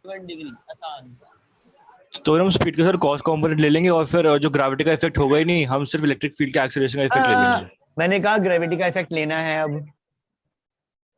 लेकिन सर हम स्पीड का कॉस कंपोनेंट ले लेंगे ना तो एक्सेलरेशन 90 डिग्री पे हो जाएगा ग्रेविटी का, तो उसका ठीक इफेक्ट है। नहीं होगा कॉस कंपोनेंट पे। तो ठीक सिर्फ जो इलेक्ट्रिक फील्ड का एक्सेलरेशन होगा उसका इफेक्ट होगा और उसकी एक्सेलरेशन कांस्टेंट रहेगी, तो उससे यूनिफॉर्म एक्सेलरेशन से हो जाएगा। करके दिखाओ जरा, बिना ग्रेविटी यूज। टाइम पीरियड निकाल लेंगे पहले, टाइम उसके निकालना बाद पड़ेगा ना, वो ऊपर जाके नीचे कितनी टाइम में आएगा। हाँ, टाइम कैसे निकालेगा? टाइम तो वाई से ही निकालेगा। मल्टीप्लाई कर देंगे। हाँ यस सर। ये पॉइंट ए, ये पॉइंट बी, ये एक्स एक्सिस, ये Y axis, normal projectile motion जैसे सॉल्व किया था। आपका मोशन है A to B. A to B के लिए आप कह सकते हो कि यू एक्स की वैल्यू 10 cos 37 डिग्री है, यू वाई की value 10 sin 37 degree, a x की value q E by m metre per second square, x direction में एक्सेलरेशन, और y डायरेक्शन का acceleration -10 metre per second square जी का। S x आपको निकालना है, लेकिन एस वाई 0 है। सर 9.1 सर है। इसका यूज करके टाइम निकाल सकते हो, और वो टाइम यहां यूज करके एस एक्स निकाल सकते हो। Yes sir. Normal projectile motion है, फर्क क्या पड़ा? अब दोनों डायरेक्शन में एक्सेलरेशन दे दिया, y में तो था ही था, x में भी एक्सेलरेशन दे दिया इस इलेक्ट्रिक फील्ड की हेल्प से। अच्छा, मतलब अपने पास दोनों ही एक्सेलरेशन है, इस साइड भी है और डाउनवर्ड भी है। तो इसमें डाउट क्या है? 30.6 डाउट मुझे था कि एक एक करके। ऋषभ बोल बेटा। सर मैं तो आंसर बता रहा था। अच्छा, क्या बता रहे थे? 30.6। 30.6 निकाल लेते हैं अभी। और कौन? सूर्यांश पूछ रहा था। Yes sir. सर मुझे क्वेश्चन था सर कि वोल्ट मीटर मतलब वोल्ट पर मीटर एंड न्यूटन पर कूलम का मतलब मैग्नीट्यूड सेम होता है? इलेक्ट्रिक फील्ड की यूनिट एसआई सिस्टम में या तो हम न्यूटन पर कूलम कहते हैं या वोल्ट पर मीटर कहते हैं, दोनों का मतलब एक ही है। जब हम पोटेंशियल पढ़ेंगे तो समझ में आ जाएगा कि ये एक ही बात है। वोल्ट जो है वो पोटेंशियल की यूनिट है। सर। हाँ जी सर, लास्ट वाले क्वेश्चन का सर आंसर क्या है? इस क्वेश्चन का? Yes sir. सर मैंने 24 है क्या? अरे कैलकुलेट तो आप कर ही लोगे। 43.2 सर। कैलकुलेशन में क्यों टेंशन ले रहे हो? डाटा पुट करके कैलकुलेशन में क्यों दिक्कत?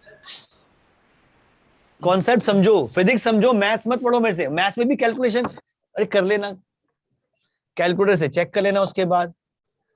क्या ये कॉन्सेप्ट समझ में आ रहा है? Yes, sir. इस टाइप के क्वेश्चन में किसी को कोई दिक्कत? No sir. No sir. चलो अभी इसका मैं एक अच्छा सा क्वेश्चन दूंगा होमवर्क के लिए, वो आपने ट्राई करना है फिर। लेकिन अभी नेक्स्ट हेडिंग लिखो, dipole in uniform electric field.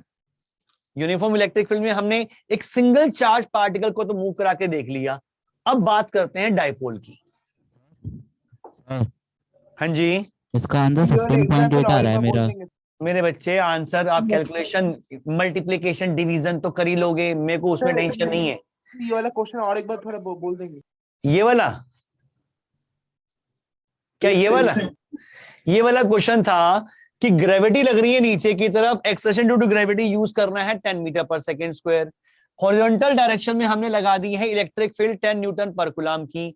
उसमें एक चार्ज पार्टिकल रखा ग्राउंड पे जिसका मास 1 kg का, चार्ज 1 कूलम का है, उसको 10 मीटर पर सेकेंड की वेलोसिटी प्रोवाइड की at angle 37 degree with horizontal, और हमें हॉरिजॉन्टल रेंज कैलकुलेट करनी है। और ये SX जो होगी यही हॉरिजॉन्टल रेंज होगी जो मुझे निकालनी है। क्या समझ में आया बेटा? Yes sir. तो मैंने पूरा मोशन जो 2D में है उसको दोनों डायमेंशन में सेपरेट कर लिया। Y डायरेक्शन में 3 डाटा मिल रहा है जिससे मैं टाइम निकाल सकता हूं। इस टाइम को यहां यूज करके मैं SX आराम से निकाल सकता हूं। क्लियर? प्रोजेक्टर मोशन में तो ऐसे सॉल्व किया था, लेकिन वो थोड़ा सा आसान था इसके कंपैरिजन में। रीजन की वहां पे AX 0 था, यहां पे तो AX भी है। फर्क क्या पड़ रहा है? कैलकुलेशन में AX भी डाल देंगे, S is equal to UT plus half AT square पूरा ले लेंगे। क्लियर? Yes sir. हेडिंग लिखो, dipole in a uniform electric field. हमने फिर से एक यूनिफॉर्म इलेक्ट्रिक फील्ड कंसिडर कर ली, E। Sir, can you please repeat the heading? Dipole in uniform electric field. Dipole in uniform electric field.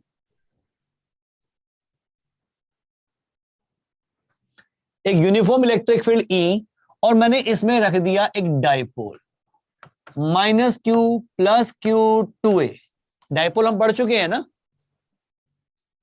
Yes sir. Yes sir. Dipole movements वगैरह भी निकाले थे हमने। Yes -Q, Q and 2a। ठीक है जी, ऐसे डाइपोल को मैंने फ्री छोड़ दिया। ग्रेविटी को नेग्लेक्ट करना है हमें, सिर्फ लेना है dipole in uniform electric field without gravity. लिख दो बेशक, अभी ग्रेविटी नहीं है।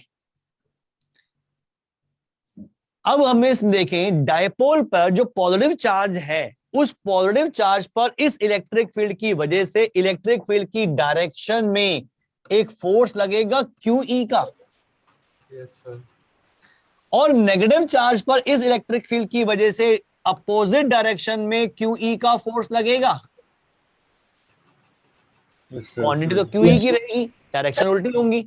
मान लो ये एंगल थीटा का है, डाइपोल का angle with electric field theta का है, तो इस डाइपोल पर नेट फोर्स जो लगा आप कह सकते हो कि 0 लग रहा है। Yes sir. QE राइट में, QE लेफ्ट में, नेट फोर्स तो 0 हो गया।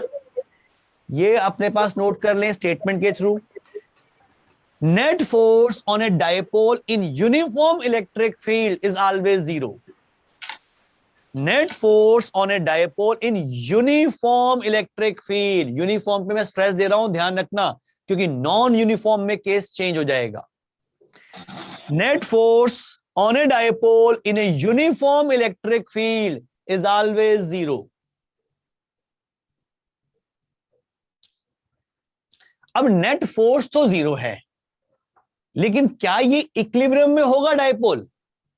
सर ट्रांसलेशनल इक्विलिब्रियम में कह सकते हैं, और रोटेट करेगा सर। बिल्कुल, ट्रांसलेशनल इक्विलिब्रियम में तो है, लेकिन रोटेशनल इक्विलिब्रियम नहीं है, क्योंकि इन दोनों फोर्सेस का लाइन ऑफ एक्शन सेम नहीं है। ये फोर्स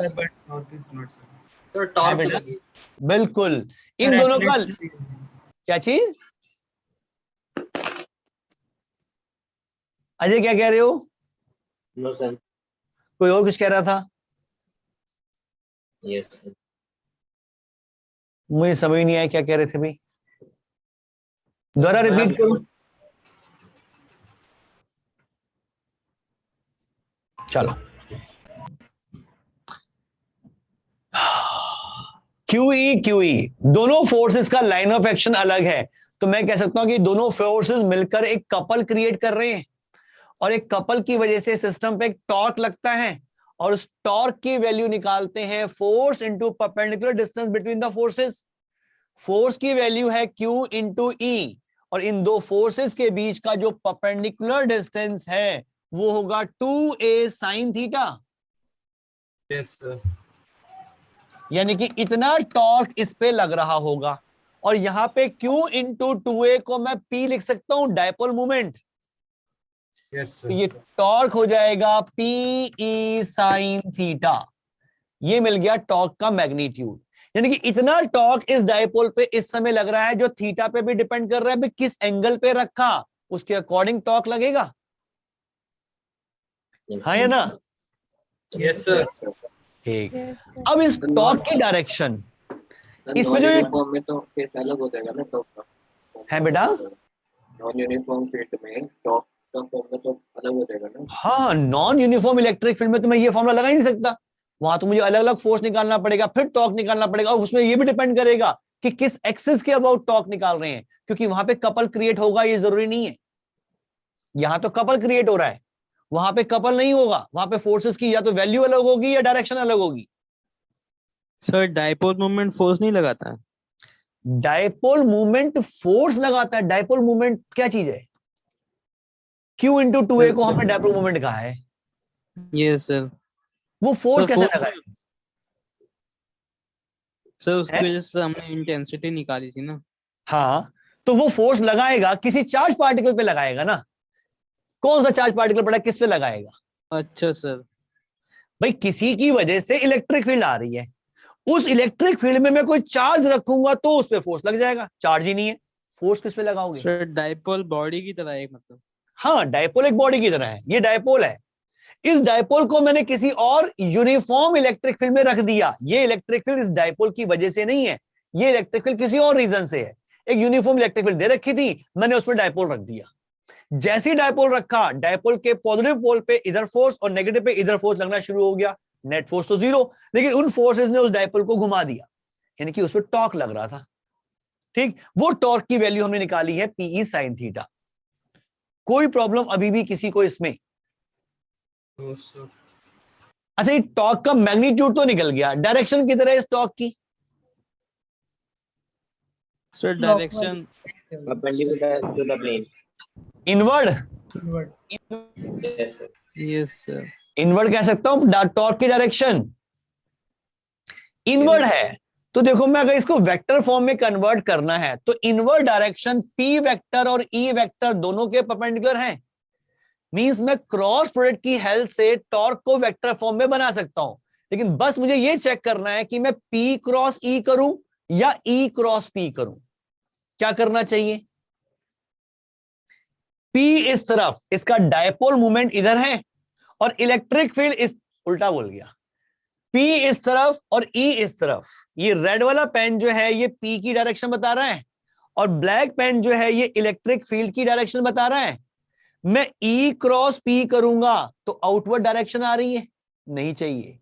P क्रॉस E करूंगा तो इनवर्ड डायरेक्शन आएगी, जो चाहिए। मींस अगर मैं इसको वेक्टर फॉर्म में कन्वर्ट करना चाहता हूं तो मैं इसको P vector cross E vector लिख दूं तो मेरा काम चल जाएगा। मैग्नीट्यूड और डायरेक्शन दोनों आ गई इसमें अब। Yes sir.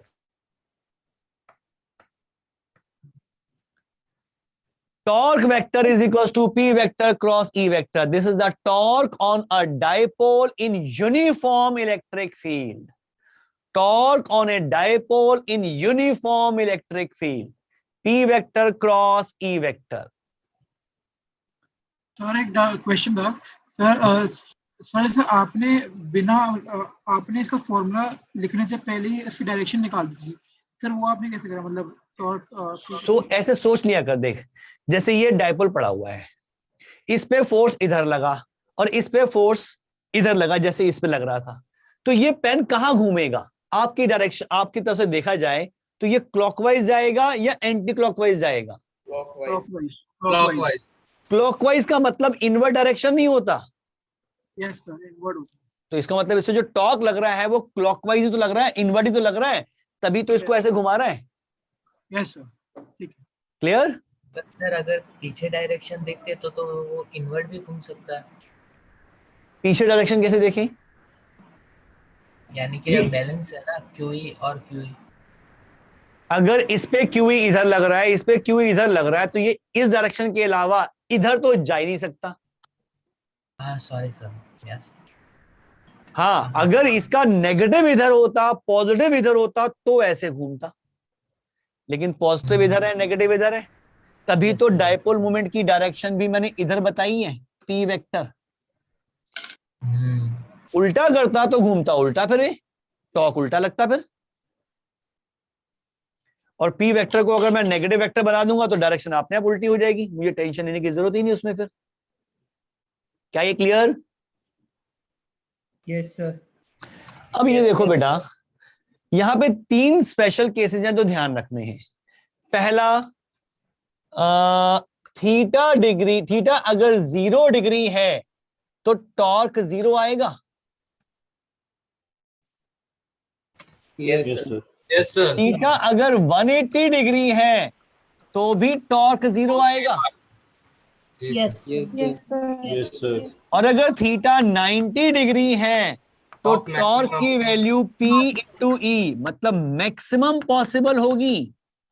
यस सर, ये तो मैक्सिमम का केस आ गया।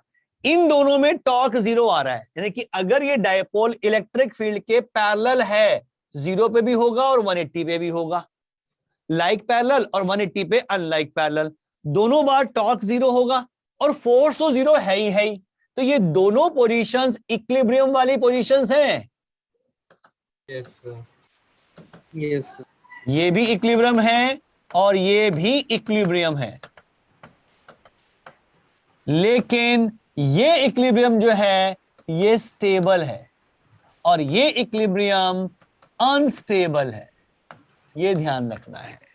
अब ऐसा क्यों है, जरा इसको एनालाइज करते हैं।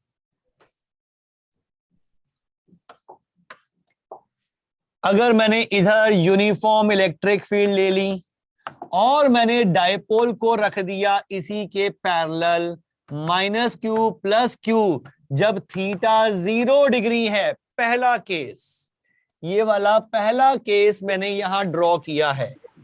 सिस्टम इक्विलिब्रियम पे होगा, क्यों इक्विलिब्रियम पे होगा, या देखो, इस पॉजिटिव चार्ज पे फोर्स लगेगा इधर QE, इस पे लगेगा इधर QE, दोनों फोर्सेस की value same, net force 0, yes sir, और दोनों का लाइन ऑफ एक्शन भी सेम, टॉर्क भी 0। Yes sir. फॉर्मूले से निकाल लें तो भी टॉर्क 0, भाई थीटा को 0 पुट करूंगा तो साइन 0 0, टॉर्क 0 हो जाएगा। इक्विलिब्रियम तो है। अब ये स्टेबल या अनस्टेबल, तो क्या किया, थोड़ा सा डिस्टर्ब कर दिया, ये डायपोल को थोड़ा सा घुमा देते हैं। मैंने डायपोल को थोड़ा सा ऐसे घुमा दिया, ये +q यहां ले आए, -q यहां ले आए। जैसे इधर करूंगा तो ये +q पे जो फोर्स लग रहा है वो इधर और -q पे इधर, ये फोर्स इसको वापस ले आएगा। यस सर, मींस इक्विलिब्रियम पे आपने थोड़ा सा डिस्टर्ब किया, छोड़ा, अरे वापस आ रहा है, तो ये कैसा इक्विलिब्रियम हो गया, स्टेबल इक्विलिब्रियम। स्टेबल। जरा दूसरा, रोटेट नहीं कर अरे रहा है। वापस क्यों आ रहा है? हाँ, वो ऑसिलेट करना शुरू कर देगा, ऑसिलेट करना शुरू कर देगा। अभी इसको हम टाइम पीरियड भी निकालेंगे, लेकिन ये तो समझ में आ रहा है कि है बेटा, सर रीस्टोरिंग टॉर्क लगेगा। बिल्कुल। जब भी किसी पोजीशन जो इक्विलिब्रियम पोजीशन है और हमें चेक करना हो कि वो स्टेबल है या अनस्टेबल, सबसे आसान सा तरीका होता है, ये हम पहले भी डिस्कस कर चुके हैं, डिस्टर्ब करो, छोड़ो, वापस उसी पोजीशन की तरफ जाने की कोशिश कर रहा है, मींस वो स्टेबल है, ठीक। लेकिन अगर किसी नई पोजीशन की तरफ मूव कर जाए तो वो अनस्टेबल था, ठीक है। दूसरी पोजीशन वैसी ही मिल रही है, मैंने दूसरे केस लिया, वही यूनिफॉर्म इलेक्ट्रिक फील्ड, लेकिन अब डायपोल को रख दिया उल्टा, मींस -q इधर और +q इधर, 180 डिग्री वाला case, theta = 180 degree. Dipole movement की डायरेक्शन देखो भाई, लेफ्ट में, इलेक्ट्रिक फील्ड राइट में, तो एंगल 180 डिग्री का हो गया। P और E के बीच में। अब इस नेगेटिव चार्ज पर इस इलेक्ट्रिक फील्ड की वजह से फोर्स इधर लगेगा और इस पॉजिटिव चार्ज पर इलेक्ट्रिक फील्ड की डायरेक्शन में लगेगा। नेट फोर्स तो अभी भी जीरो, दोनों का लाइन ऑफ एक्शन भी सेम, टॉर्क भी जीरो, तो इक्विलिब्रियम तो है। लेकिन अगर इस इक्विलिब्रियम पोजीशन पे मैं थोड़ा सा इसको डिस्टर्ब करूं, ऐसा ले आया, ये माइनस क्यू यहां ले आया, प्लस क्यू यहां ले आया, ये एंगल छोटा सा दिखाते हैं फिगर में, आपको दिखा समझाने के लिए बड़ा दिखाया है, थोड़ा सा ही डिस्टर्ब करते हैं।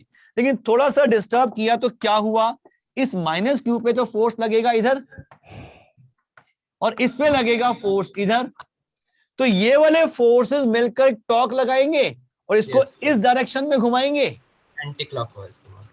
भाई ऐसे पड़ा था, आपने ऐसे किया, जैसी छोड़ा ये तो पूरा ही घूम गया, अरे वापस गया ही नहीं। तो ये कैसा इक्विलिब्रियम था, 180 डिग्री वाला, अनस्टेबल। क्या सबको ये बात समझ में आ रही है? अरे एक चीज नहीं समझ आई सर, इसमें पहले वाले केस में वो पूरा का पूरा घूम रहा था सर, लेकिन जो जैसे जो आपने ऊपर वाला केस बनाया है, जहाँ पे जो जनरल वाला केस है सर, इसमें जो डाइपोल है वो पूरा पूरा घूम रहा था सर, लेकिन जो पहला केस जो आपने बनाया सर, उसमें वो ऑसिलेट करेगा।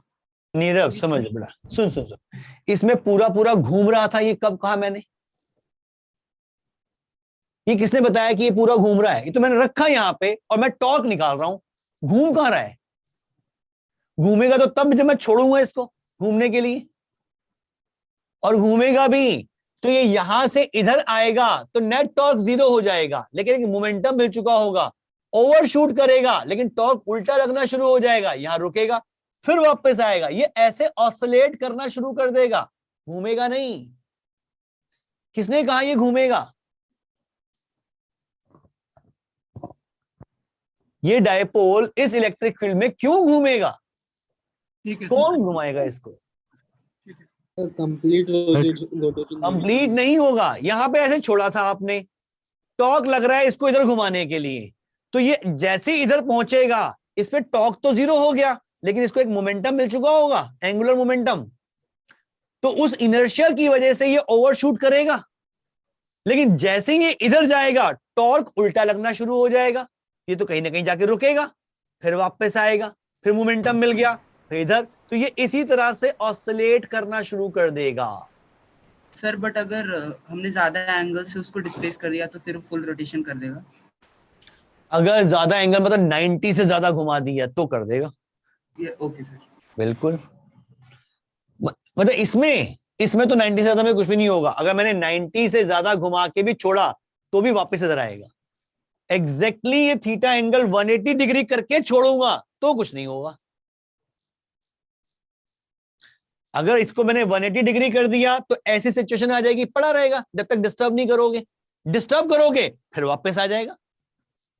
सर नहीं, कोई ऐसी सिचुएशन नहीं हो सकती जिसमें मतलब हमारा डाइपोल इतना ज्यादा है कि वो उस मतलब टॉर्क को ओवरकम कर रहा है, वो एंगुलर मोमेंटम जो उसको डाइपोल ज्यादा होने से मतलब नहीं, एंगुलर वेलोसिटी ज्यादा होने से मतलब है, एंगुलर मोमेंटम ज्यादा, वो हो सकता है, हो सकता है, बिल्कुल हो सकता है। आप तो यहाँ छोड़ रहे हो, मत छोड़ो, यहाँ पे स्पीड दे दो बहुत ज्यादा ओमेगा दे दो, तो क्या होगा, इसकी स्पीड बढ़ेगी फिर कम होनी शुरू होगी, कम होती जा रही, लेकिन टॉर्क पूरी कम ही नहीं कर पाया, पहुंच गया यहाँ पे, लेकिन फिर तो घूम जाएगा, फिर तो ये ऐसे चलता रहेगा, लेकिन इसकी एंगुलर वेलोसिटी लगातार चेंज होती रहेगी,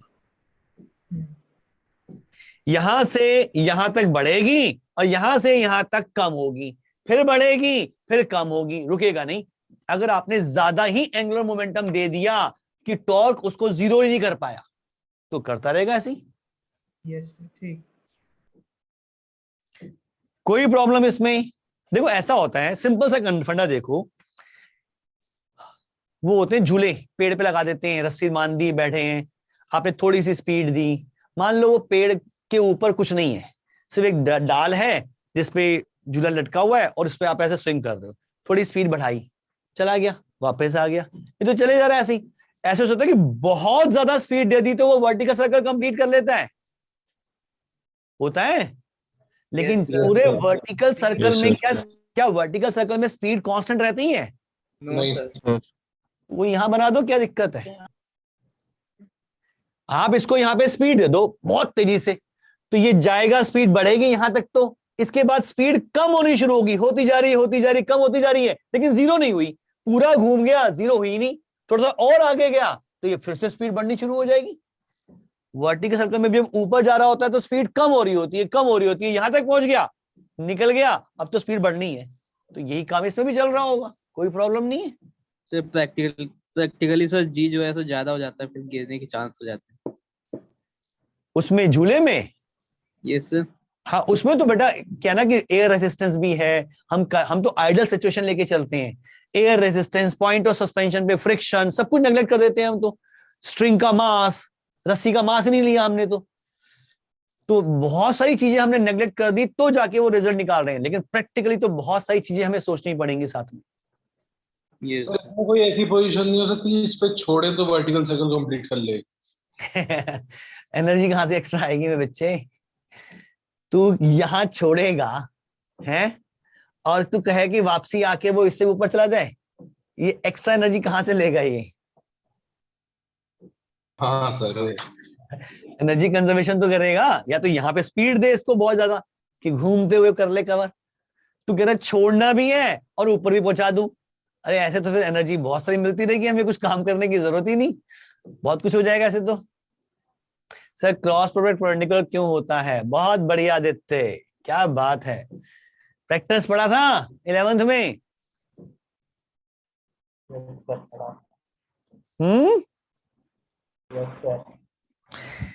देख बेटा, डॉट प्रोडक्ट और क्रॉस प्रोडक्ट, वेक्टर्स के ये दो डिफरेंट प्रोडक्ट्स डिफाइंड किए गए अपनी फिजिक्स को आसानी से समझने के लिए। भाई 2 into 3 करते हो तो 6 आता है, करते हो 2 into 3 6 होता है। क्यों होता है 6?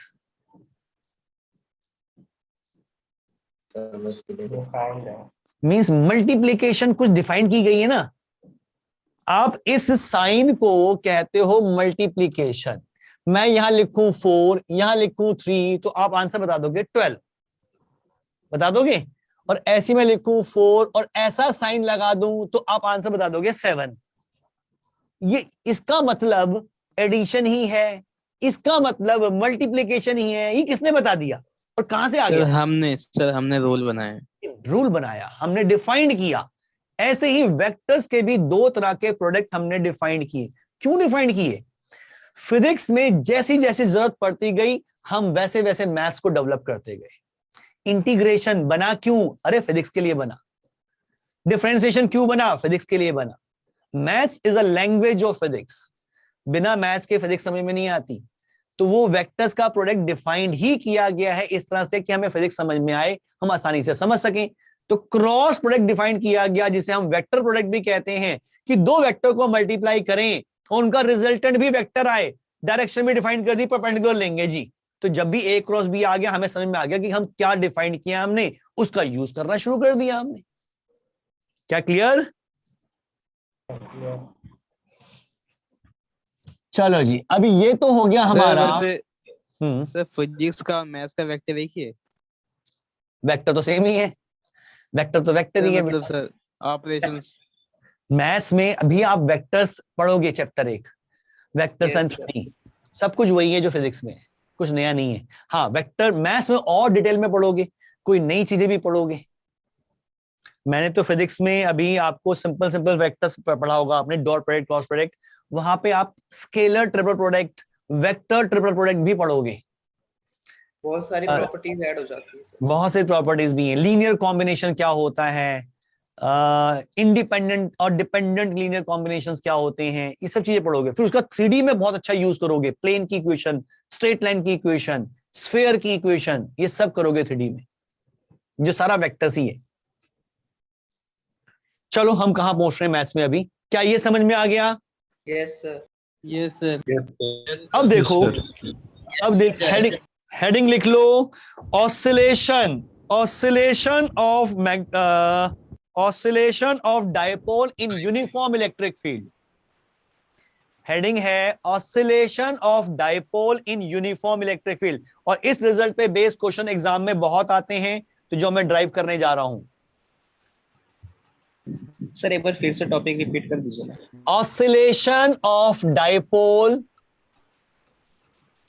इन यूनिफॉर्म इलेक्ट्रिक फील्ड, ये हमने ले ली इलेक्ट्रिक फील्ड यूनिफॉर्म, और इसमें रख दिया एक dipole -q + q distance 2a, जिसका डाइपोल मोमेंट मान लिया p, जो q × 2a के बराबर है, और ये इलेक्ट्रिक फील्ड के साथ सपोज थीटा एंगल पर है।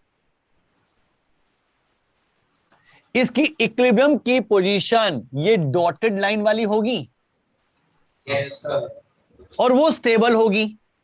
उससे समझ लो कि मैंने इसको थीटा डिस्टर्ब करके छोड़ दिया, तो इस पे एक रीस्टोरिंग टॉर्क लगेगा, यस सर, और वो टॉर्क होता है PE sin थीटा। अभी हमने ड्राइव किया था, जी सर, ये आ गया टॉर्क।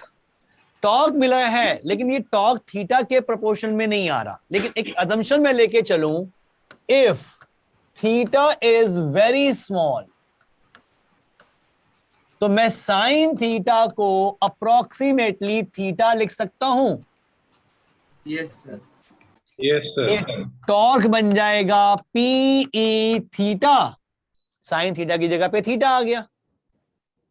ये part constant, means restoring torque is proportional to theta. Yes sir, it means motion कैसा हो गया, SHM, और SHM हो गया तो टाइम पीरियड तो निकाल सकते हैं आराम से। तो टाइम पीरियड क्या होगा, 2 पाई अंडर रूट, क्या लिखूं, moment of inertia I upon P, moment of inertia upon spring factor yes sir, PE। Yes sir, yes sir, ये फॉर्मूला आपको याद रखना है, इसकी जरूरत पड़ती है, इस पे बेस्ड क्वेश्चंस आते हैं कॉम्पिटिटिव एग्जाम में। Time period of a dipole in uniform electric field. Sir I की axis, I is moment of inertia. तो वो गिवन है या निकालना पड़ेगा?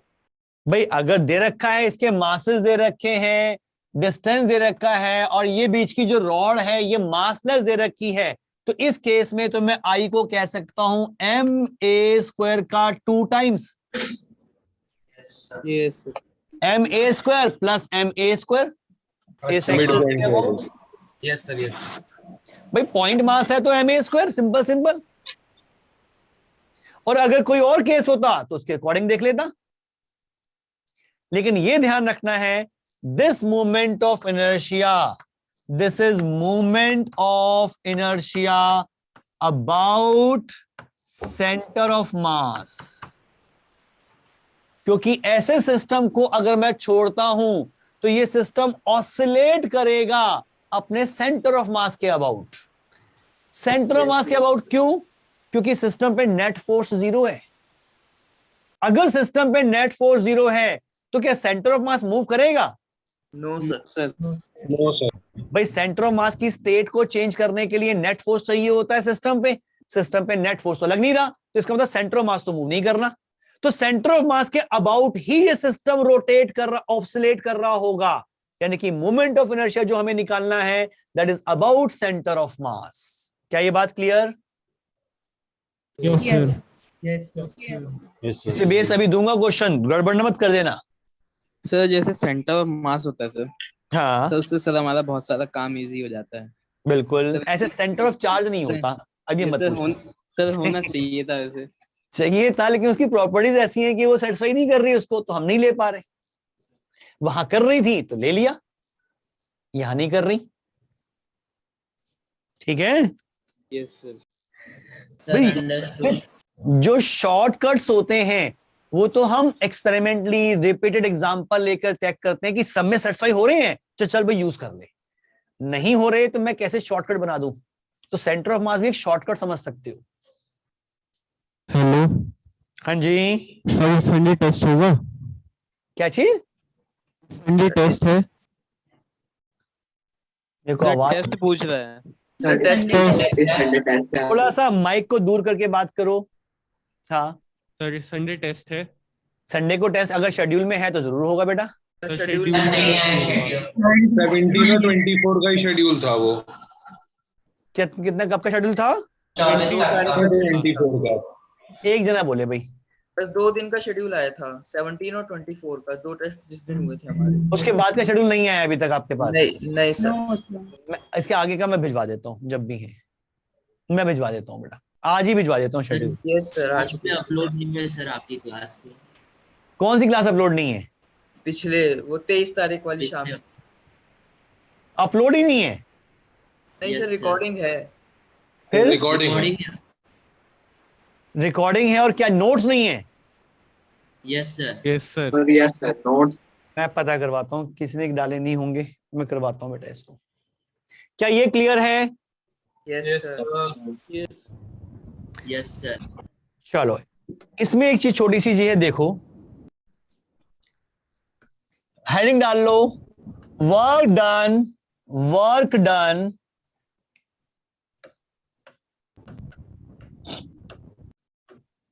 in rotating a dipole in uniform electric field. Work done in rotating a dipole in uniform electric field. ये uniform electric field ले ली E, और इसमें रख दिया मैंने एक dipole, -q + q distance 2a, और P की वैल्यू वही q × 2a दिखाने के लिए बनाते हैं। जनरली हम यूज तो P ही करते हैं।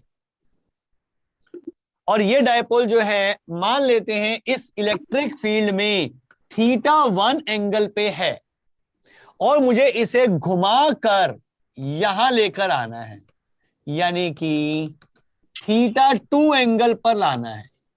यानी कि डायपोल ऐसे पड़ा था इलेक्ट्रिक फील्ड के साथ θ1 एंगल पर, और मुझे इसको यहां तक लेके आना है θ2 एंगल तक। सिर्फ पोजीशन चेंज करनी है, स्पीड चेंज नहीं करनी। और मुझे निकालना है कि इस प्रोसेस के लिए मुझे कितना वर्क करना पड़ेगा। अगर मुझे इसकी सिर्फ पोजीशन चेंज करनी है तो मैं चाहता हूं कि इसकी काइनेटिक एनर्जी में कोई चेंज ना आए। मैं इस तरह से वर्क करूं कि जो इसकी सिर्फ पोजीशन चेंज कर दे। तो उसके लिए सिंपल तरीका होता है कि बॉडी पर जितना फोर्स लग रहा है एग्जैक्टली उतना ही फोर्स आप अपोजिट डायरेक्शन में लगाते हुए धीरे धीरे इसको मूव करेंगे, तो काइनेटिक एनर्जी का चेंज 0 और सिर्फ पोजीशन चेंज होगी। लेकिन यहां पे तो फोर्स वैसे ही नहीं लग रहा, यहां लग रहा है टॉर्क, और मुझे घुमाना है, तो जितना टॉर्क इलेक्ट्रिक फील्ड लगा रही है एग्जैक्टली उतना ही टॉर्क अपोजिट डायरेक्शन में मैं लगाना शुरू कर दूं, और धीरे धीरे से रोटेट करते हुए θ1 से θ2 ले आऊं, तो मैं वर्क निकाल सकता हूं। Yes sir. Yes sir. लेकिन टॉर्क का फॉर्मूला तो हमारे पास है PE sin θ। अब टॉर्क जो है वो तो थीटा पे डिपेंड कर रहा है, और थीटा चेंज होगा तो इलेक्ट्रिक फील्ड जो टॉर्क लगा रही है वो भी चेंज होगा। इसका मतलब बिल्कुल, इसका मतलब मुझे जो टॉर्क लगाना है वो भी वेरी करना पड़ेगा, और वेरिएबल टॉर्क की वजह से अगर वर्क निकालना है तो इंटीग्रेशन करना पड़ता है। Yes sir. यानी कि वर्क हो जाएगा टाउ डी थीटा का इंटीग्रेशन। क्या ठीक लिखा है? Yes sir. जैसे ट्रांसलेटरी मोशन के लिए होता है FDX का इंटीग्रेशन, तो रोटेशनल मोशन के लिए वर्क यही पड़ा था रोटेशन में, टाउ डी थीटा का इंटीग्रेशन। टॉर्क की value PE sin theta into D theta का इंटीग्रेशन, जिसमें थीटा को वेरी करना है θ1 से θ2 तक। Yes sir. तो ये आ जाएगा भाई PE sin थीटा का इंटीग्रेशन क्या होता है? Minus cos theta. लिमिट उल्टी हो जाएंगी माइनस की वजह से, तो cos θ1 माइनस cos θ2। ये आ गया formula. Work done in rotating a dipole from θ1 to θ2 in a uniform electric field E। एक बार रिपीट कर देंगे प्लीज कि ये कैसे आया फॉर्मूला, कैसे आया या इंटीग्रेशन कैसे हुआ? फॉर्मूला ये वाला, पहले वाला। Yes sir. ये तो डेफिनेशन है मेरे बच्चे। वर्क FDX का इंटीग्रेशन पढ़ा था वर्क 11th में स्टार्टिंग। हाँ ठीक है सर। रोटेशनल मोशन लेते हैं तो ये लेते हैं, F की जगह पे टाउ आ जाता है, X की जगह पे थीटा आ जाता है। मैंने टॉर्क की वैल्यू पुट की और इंटीग्रेट कर दिया। सर जैसे सर हमने सर मतलब 11th में पढ़ा था sir work energy theorem, sir work जो होता है वर्क डन वो चेंज इन काइनेटिक एनर्जी, तो यहाँ पे बिल्कुल। चेंज इन काइनेटिक एनर्जी 0 है। हाँ, चेंज इन काइनेटिक एनर्जी 0 है, लेकिन चेंज इन पोटेंशियल एनर्जी है। Work done by all the अच्छा, फोर्सेस होता है। हाँ, उस वर्क एनर्जी थ्योरम में आपने पढ़ा था work done by all forces, by all external forces is equal to change in kinetic energy. यहां जो वर्क निकाल रहे हो that is work done by us against electric field. जरा work done by electric field निकाल, वो भी इतना ही आएगा। दोनों को ऐड कर, इसका नेगेटिव आएगा, सम करेगा 0, 0 is equal to change in kinetic energy, वो भी 0। तो वर्क एनर्जी थ्योरम कोई गलत नहीं है। यहां तो हम सिर्फ वो वर्क निकाल रहे हैं जो हम कर रहे हैं इलेक्ट्रिक फील्ड के अगेंस्ट। अरे इलेक्ट्रिक फील्ड भी तो कर रही होगी वर्क, वो भी तो कंसिडर करेगा। इक्वेशन आधा लिया है बस। हमने सिर्फ वो निकाला है जो हम वर्क कर रहे हैं। भाई यहां से यहां तक लाने के लिए मुझे कितना वर्क करना पड़ा वो मैंने निकाल लिया। अच्छा, मुझे वर्क भी जो करना पड़ेगा वो किसी एक्सटर्नल फोर्स के अगेंस्ट ही करना पड़ेगा। अगर कोई एक्सटर्नल फोर्स है ही नहीं तो क्या कभी मुझे कोई वर्क करना पड़ता है? No sir. मैं स्पेस में चला जाऊं, एक बॉडी यहां पड़ी है, स्पेस मतलब आसपास कुछ भी नहीं है, अर्थ भी नहीं है, सन भी नहीं है, कुछ भी नहीं है, एक बॉडी यहां पड़ी है, उसको उठा के मैंने यहां से यहां कर दिया, मैंने कोई वर्क किया? नो सर, फोर्स ही नहीं लगा। फोर्स ही नहीं था उस पर कुछ। हाँ, जीरो वर्क। वर्क हमेशा किसी एक्सटर्नल फोर्स, एक्सटर्नल टॉर्क के अगेंस्ट होता है। जब एक्सटर्नल कुछ नहीं होगा तो कुछ नहीं होगा। जब मैं वर्क कर रहा हूं तो किसी फील्ड के फोर्स के अगेंस्ट कर रहा हूं। अगर मैं इसमें कहूंगी इसमें नेट वर्क कितना हुआ, अरे वो तो 0 हुआ, जितना मैंने किया उसका नेगेटिव इलेक्ट्रिक फील्ड ने कर दिया। सर स्पेस में तो हमें हाथ उठाने में भी सर फोर्स नहीं लगाना पड़ता होगा फिर। हाँ तो सर, हाँ यही मैं अभी पूछने वाला था। तो सर एनर्जी अपने एक्सेलरेशन तो होगा नहीं। देख बेटा, ऐसा होता है, आपको हाथ उठाने के लिए वर्क करना पड़ा, एनर्जी यूज की, लेकिन फिर हाथ रोकने के लिए भी एनर्जी यूज करनी पड़ेगी। अच्छा भाई आपको यहां से एक बॉडी को यहां से यहां तक लाना, मैंने कहा नेटवर्क 0 होगा, लेकिन यहां से यहां तक लाने के लिए पहले एक्सलेट तो करना पड़ेगा। एक बार आपने एक्सेलेरेशन कर दिया वो रुकेगा ही नहीं, अरे फिर रोकना भी पड़ेगा उसको। तो पहले तो आपने पॉजिटिव वर्क किया, फिर नेगेटिव वर्क किया, खत्म कर दिया सारा वर्क उसका। Sir but the sum of kinetic energy and potential energy always remains constant. तो सर अगर हम काइनेटिक एनर्जी को 0 रख के पोटेंशियल एनर्जी को कैसे वेरी कर सकते हैं? Sum of kinetic energy plus potential energy always remains constant अगर कोई डिसिपेटेड फोर्स उस पर नहीं लग रहा तो, या कोई डिसिपेटेड फोर्स की वजह से उस पर कोई वर्क नहीं हो रहा तो। क्योंकि नहीं तो सिंपल एग्जांपल देख, एक हॉरिजॉन्टल सरफेस है, एक बॉडी रखी हुई है जिसको मैं स्पीड दे रखी है 10 मीटर पर सेकंड को, नीचे फ्रिक्शन है, आपने वो 10 मीटर पर सेकंड की स्पीड दी और छोड़ दिया, वो चलती जा रही है, क्या हमेशा चलती रहेगी हॉरिजॉन्टल सरफेस पे? नो सर, अगर फ्रिक्शन नहीं हुआ तो मैं कह रहा हूं फ्रिक्शन है, रियल सिचुएशन फ्रिक्शन है तो चलती रहेगी, तो कभी रुकेगी नहीं रुकेगी? Yes sir. बॉडी ने अपनी काइनेटिक एनर्जी लूज कर दी। जी सर। उसने क्या कोई पोटेंशियल एनर्जी गेन की हॉरिजॉन्टल सरफेस से मूव करते हुए? नो सर, 0 थी। तो यहाँ पे काइनेटिक एनर्जी और पोटेंशियल एनर्जी का सम कांस्टेंट कहाँ आया? लेकिन सर जो इलेक्ट्रिक फील्ड होती है वो तो एक कंजर्वेटिव फोर्स नहीं होती। तो ग्रेविटेशनल फोर्स क्या कंजर्वेटिव फोर्स नहीं है? फ्रिक्शन तो नहीं है है? सर फ्रिक्शन तो नहीं है। कहाँ फ्रिक्शन नहीं है? सर फ्रिक्शन तो कंजर्वेटिव फोर्स नहीं है। नहीं, बिल्कुल नहीं है, फ्रिक्शन कंजर्वेटिव फोर्स नहीं है। इसलिए वो पोटेंशियल और काइनेटिक का सम कांस्टेंट नहीं रहेगा। अब तुम यहाँ पोटेंशियल का कॉन्सेप्ट यहाँ कैसे आया मुझे बताओगे? सर आप एक ही प्लेन में देख रहे हैं। नहीं, मैं पोटेंशियल की बात नहीं समझ रहा बेटा। यहाँ पे पोटेंशियल डिफाइन करेंगे, ये इसी वर्क को मैं लिंक करूंगा पोटेंशियल एनर्जी से, लेकिन अभी पोटेंशियल एनर्जी मैंने डिफाइन ही नहीं की। सिस्टम पे अगर मैं वर्क कर रहा हूं और उस वर्क की वजह से उसकी काइनेटिक एनर्जी में कोई चेंज नहीं आया तो मेरा वर्क गया कहां? Work is a process of transferring energy, ये तो हमने पढ़ा है भाई। ए बॉडी वर्क करती है तो उसकी एनर्जी कम हो जाती है, जिस पर वर्क करती है उसकी एनर्जी बढ़ जाती है। तो वर्क करने का मतलब है कि एक बॉडी से दूसरी बॉडी में एनर्जी ट्रांसफर हो रही है। मैंने इस पे वर्क किया, घुमाया, मैंने अपनी एनर्जी तो यूज की होगी घुमाने में, एफर्ट्स तो किए, इसकी काइनेटिक एनर्जी तो बढ़ी नहीं, तो मेरा वर्क कहां गया? अरे इस सिस्टम ने पोटेंशियल एनर्जी की फॉर्म में स्टोर कर लिया है, इसकी पोटेंशियल एनर्जी बढ़ गई है। अभी हमने पोटेंशियल एनर्जी डिफाइन नहीं की जो करनी है, अभी तो हमने सिर्फ वर्क निकाला है कि इस पोजीशन से इस पोजीशन तक लाने के लिए हमने कितना वर्क किया, वो इतना आ गया। क्या ये बात क्लियर लेकिन यहाँ पे है बेटा? सर लेकिन यहाँ पे कोई भी नॉन कंजर्वेटिव फोर्स नहीं है सर। नहीं है सर तो हमारा काइनेटिक एनर्जी में पोटेंशियल एनर्जी कांस्टेंट रहना चाहिए ना। बिल्कुल रहेगा, बिल्कुल रहेगा। लेकिन अच्छा ये बताओ, एक और एग्जांपल, मेरे हाथ में पेन है और एयर रेसिस्टेंस को मैं नेग्लेक्ट कर दूं और मैं इस पेन को अपने हाथ में रखे रखे ऐसे ऊपर ले आता हूं, यहां था और यहां ले आया, यहां भी रुका हुआ था और यहां भी रुका हुआ है, इस पे कौन सा नॉन कंजर्वेटिव फोर्स लगा?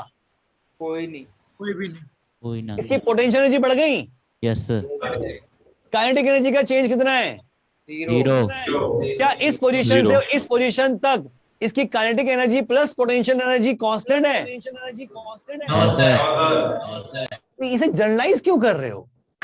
अरे इस बॉडी पे एक वर्क हो गया, मैंने वर्क किया, मैंने इस बॉडी पे एक वर्क किया ऊपर जाते समय, तो मैंने इसकी पोटेंशियल एनर्जी बढ़ा दी, मैंने इसको घुमाया, इसकी पोटेंशियल एनर्जी बढ़ा दी मैंने।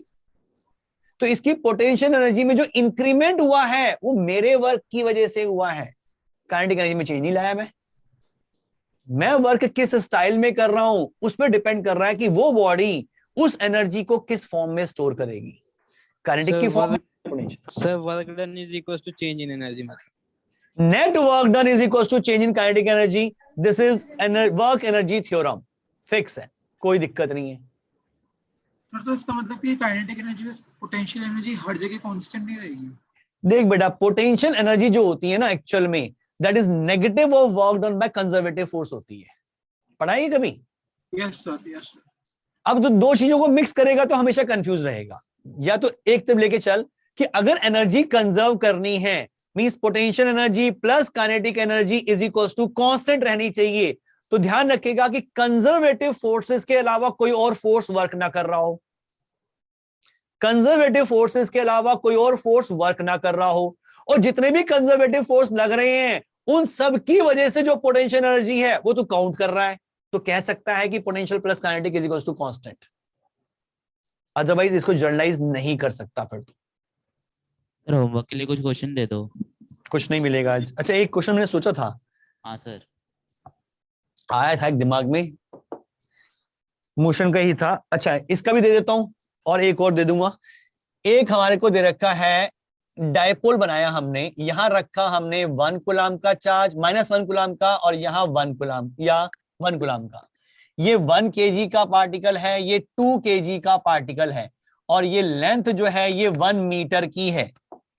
इसको हमने किसी electric field, uniform electric field में रख दिया, और उस इलेक्ट्रिक फील्ड की वैल्यू मान लेते हैं हम 10 न्यूटन पर कूलम, और इसको थोड़ा सा डिस्प्लेस करके छोड़ दिया ऑसिलेट करने के लिए, थोड़ा सा डिस्टर्ब किया, छोड़ दिया ऑसिलेट करने के लिए। इसका टाइम पीरियड निकालना है। ग्रेविटी इग्नोर करें कंसीडर है बेटा, ग्रेविटी को इग्नोर करें कंसीडर, ग्रेविटी को इग्नोर करना है, अदरवाइज तो होगा ही नहीं। फिर 1 kg 2 kg फर्क पड़ेगा इससे, तो सेंटर ऑफ मास शिफ्ट कर जाएगा ना। मोमेंट ऑफ इनर्शिया नहीं निकालोगे क्या? हाँ सर निकालेंगे, उसमें आएगा ना। एक क्वेश्चन मेरे दिमाग में कौन सा था, चलो निकल गया, स्किप कर गया। एक मोशन का क्वेश्चन था,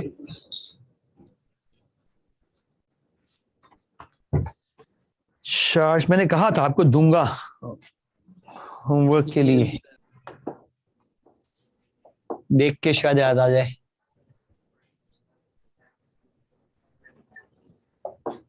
चलो एक क्वेश्चन है मेरे पास पड़ा होगा, इसमें मैं निकालता हूं। एक मिनट सर तो एंगुलर मोमेंटम से रिलेटेड भी दे देना थोड़े। एंगुलर मोमेंटम वाला आगे करेंगे, अभी जरूरत नहीं पड़ेगी बेटा, मिलेंगे क्वेश्चन बहुत। एक बढ़िया क्वेश्चन था मेरे पास,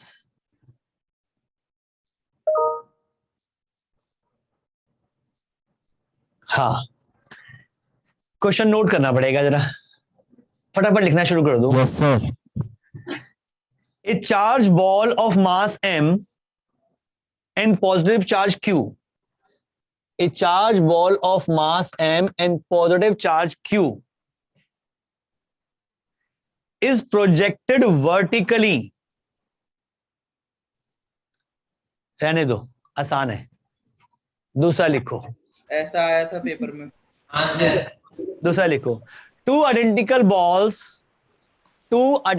balls of charges q1 and q2. Two identical balls of charges q1 and q2 initially have equal velocity.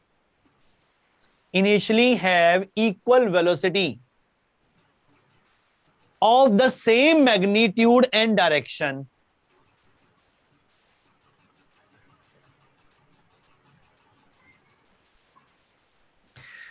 After a uniform electric field is applied,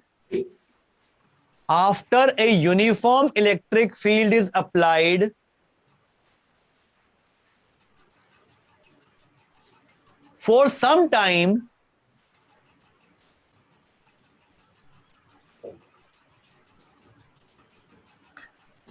the direction of the velocity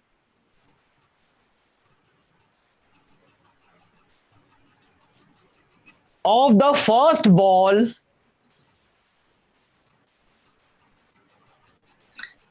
changes by 60 degree and the magnitude is reduced by half.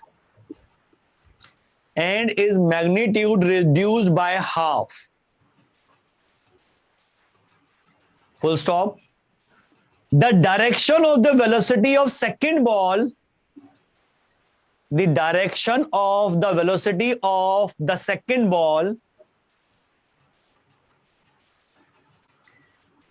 changes thereby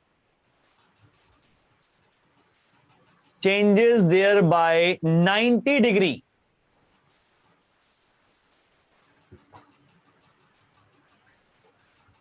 Full stop. In what proportion will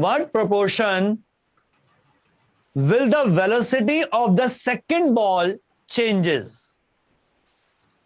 In what proportion will the velocity of second ball changes? बहुत बढ़िया question है, दिमाग लगाना पड़ेगा, next class तक करके आना। Sir gravity का इफेक्ट नेग्लेक्ट करना है। हाँ, ग्रेविटी का इफेक्ट नेग्लेक्ट करना है। ग्रेविटी के बारे में मोमेंटम कंजर्वेशन आप सोचोगे क्या करना है? सर मॉड्यूल का क्या? मॉड्यूल की टेंशन मत लो, क्योंकि मॉड्यूल से भी कुछ करने के लिए है नहीं। जब तक मेरा चैप्टर खत्म नहीं होगा, मैं मॉड्यूल से आगे कुछ करने के लिए दूंगा भी नहीं। मिक्स क्वेश्चन है, आए नहीं है। आ जाएंगे, टेंशन क्यों लो, जब करना ही कुछ नहीं है। जो आपने होमवर्क क्वेश्चन कर दिया था आपने, उसका आंसर HC वर्मा के फर्स्ट 30 क्वेश्चंस अटेम्प्ट कर सकते हो, बताया था ये। सर फर्स्ट 50 भी हो जाएंगे, 50 तक हो रहे हैं। 50 तक भी हो जाएंगे, फर्स्ट 50 तक भी हो जाएंगे वैसे। सर ऑब्जेक्टिव या फिर वो ऑब्जेक्टिव नहीं, ऑब्जेक्टिव करना चैप्टर खत्म होने के बाद। Okay sir. सर इन टाइप के क्वेश्चन में जो ग्रेविटेशनल इफेक्ट को हम हमेशा कंसीडर नहीं करेंगे ना, जब तक क्वेश्चन में गिवन ना हो। या कोई ऐसी सिचुएशन हो कि बिना ग्रेविटी के तो सोच ही नहीं सकते, तो लेना पड़ेगा। ठीक है सर, ओके। ठीक है बेटा, मिलते हैं नेक्स्ट क्लास में फिर। Thank you sir. Bye sir.